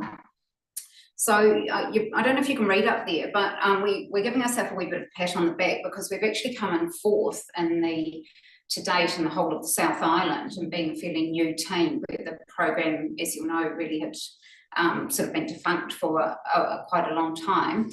And the 3 ahead of us, Southland, Ashburton and Clutha, they're areas that have got major industry that can take big feeds at once. So they've got Fonterra plants, they've got established forestry blocks, and they've got McDonald's even. They've got places where they'll take 10 at once or 20 at once, whereas we're very much a one-by-one fill, a much harder fill with a quite a tough geographic and transportation area. So I think, you know, with that in mind, you know, it shows that the program and the one-on-one is really effective.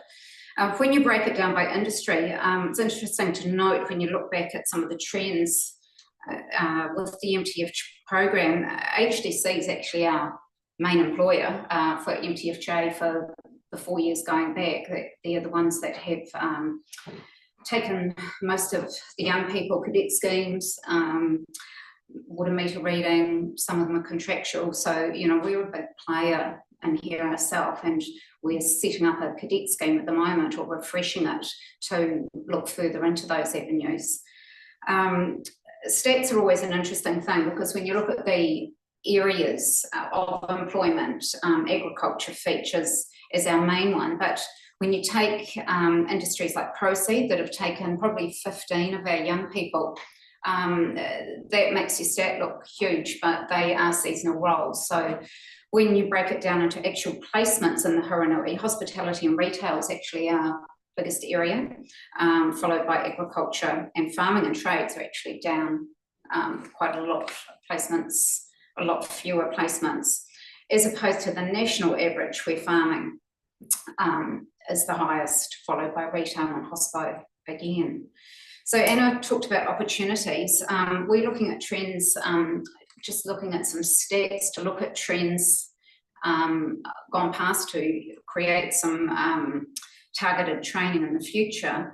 The opportunities that we see lie within horticulture, really, with vineyards in this area, not just outside, but in the logistics and in the plant, so bottling and labelling and even winemaking itself. And hospo, to have people hospo ready, there's a difference between having a job in a cafe and having the young people that can go into it, and in roles to feed our contractors like traffic management that we can feed directly into Cord and some of our council contractors.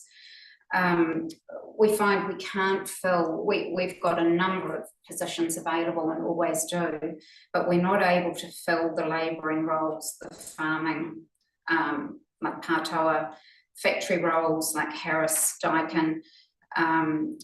They're the hard physical work, the standing on your feet, they take responsibility, like Pātaua, you're out by yourself in the field. Long hours, rosters. So this is where Anna said about the work readiness programs.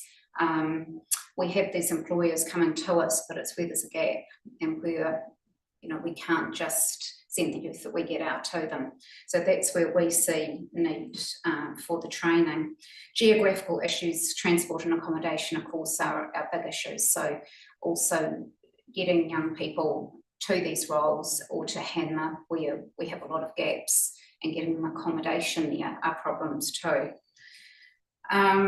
So our third thing I've got up there is our Brad event. So we've got a lot of funding left over because we're so efficient with our money. Basically, we find our employers don't really want the money, they just want a young person to show up, be there and do the job.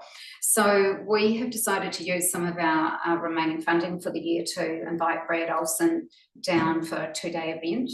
So we are we're helping Mari out a little bit, and so we're getting Mari to MC the event for us, and as the mayor of Mears Task Force for Jobs, and Brad's going to come along to the Omahi Hall, so all businesses in the community will be invited on 27th of May evening, and we're going to feature some of our MTFJ success stories and some of our young people, and then Brad will talk and we'll put on supper. And the next day we are going to take him around some of our big MTFJ business supporters, so Proceed, take him to Steve Hutt, to Country Estates, and to Vicky Foster at Ambly NZ, and where else are we going? Oh, Arthur Burks, yes, because they've taken a number of our people and give them a flavour for the area and the people that are supporting us. So of course you'll be invited. Well, oh, and I think it's lunch with your Murray's shared an evening invitation with all councillors for 7 p.m. And I think it might be lunch the next day if you Well, want we to. haven't quite settled on Quite that yet. settled on, Yeah, but so, we're yeah, so breaking don't, it up, so, yeah. yes, so, yes, so, yeah, thank you. Oh, fantastic, that's great. And it's great to hear that actually we're placing within the organisation, so it's like we're leading from within, and you know, we believe in these people, we believe in giving them a chance, so that's great. Any questions or comments from the rest of the team? I just noticed that quite a lot of those roles for our district were permanent roles, whereas a number of the others that had really long high numbers were, you know, seasonal or part-time positions, so that's great. And I'm just really delighted to hear about the success that you're having. You know, it's like you've put in all the hard yards and you've got the magic working now, and it's, you know, you're able to respond really well to young people that come through regardless of what they present, and you know, it's fantastic. That's great.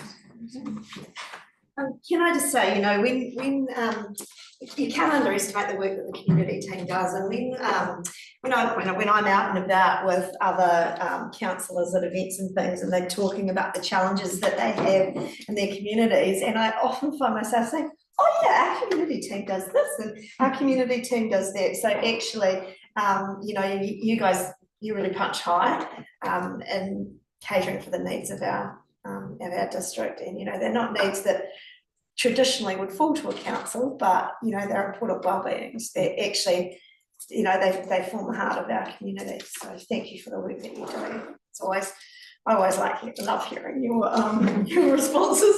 It was suggested that we could have had just a written report today, but I was like, no, let's get them all here. Yeah. So your work's really appreciated. Yeah. Yeah, thank you very much. And it's really nice to end the meeting on a high note. And so with that, I will formally close today's strategy and community meeting. Thank you very much, everybody.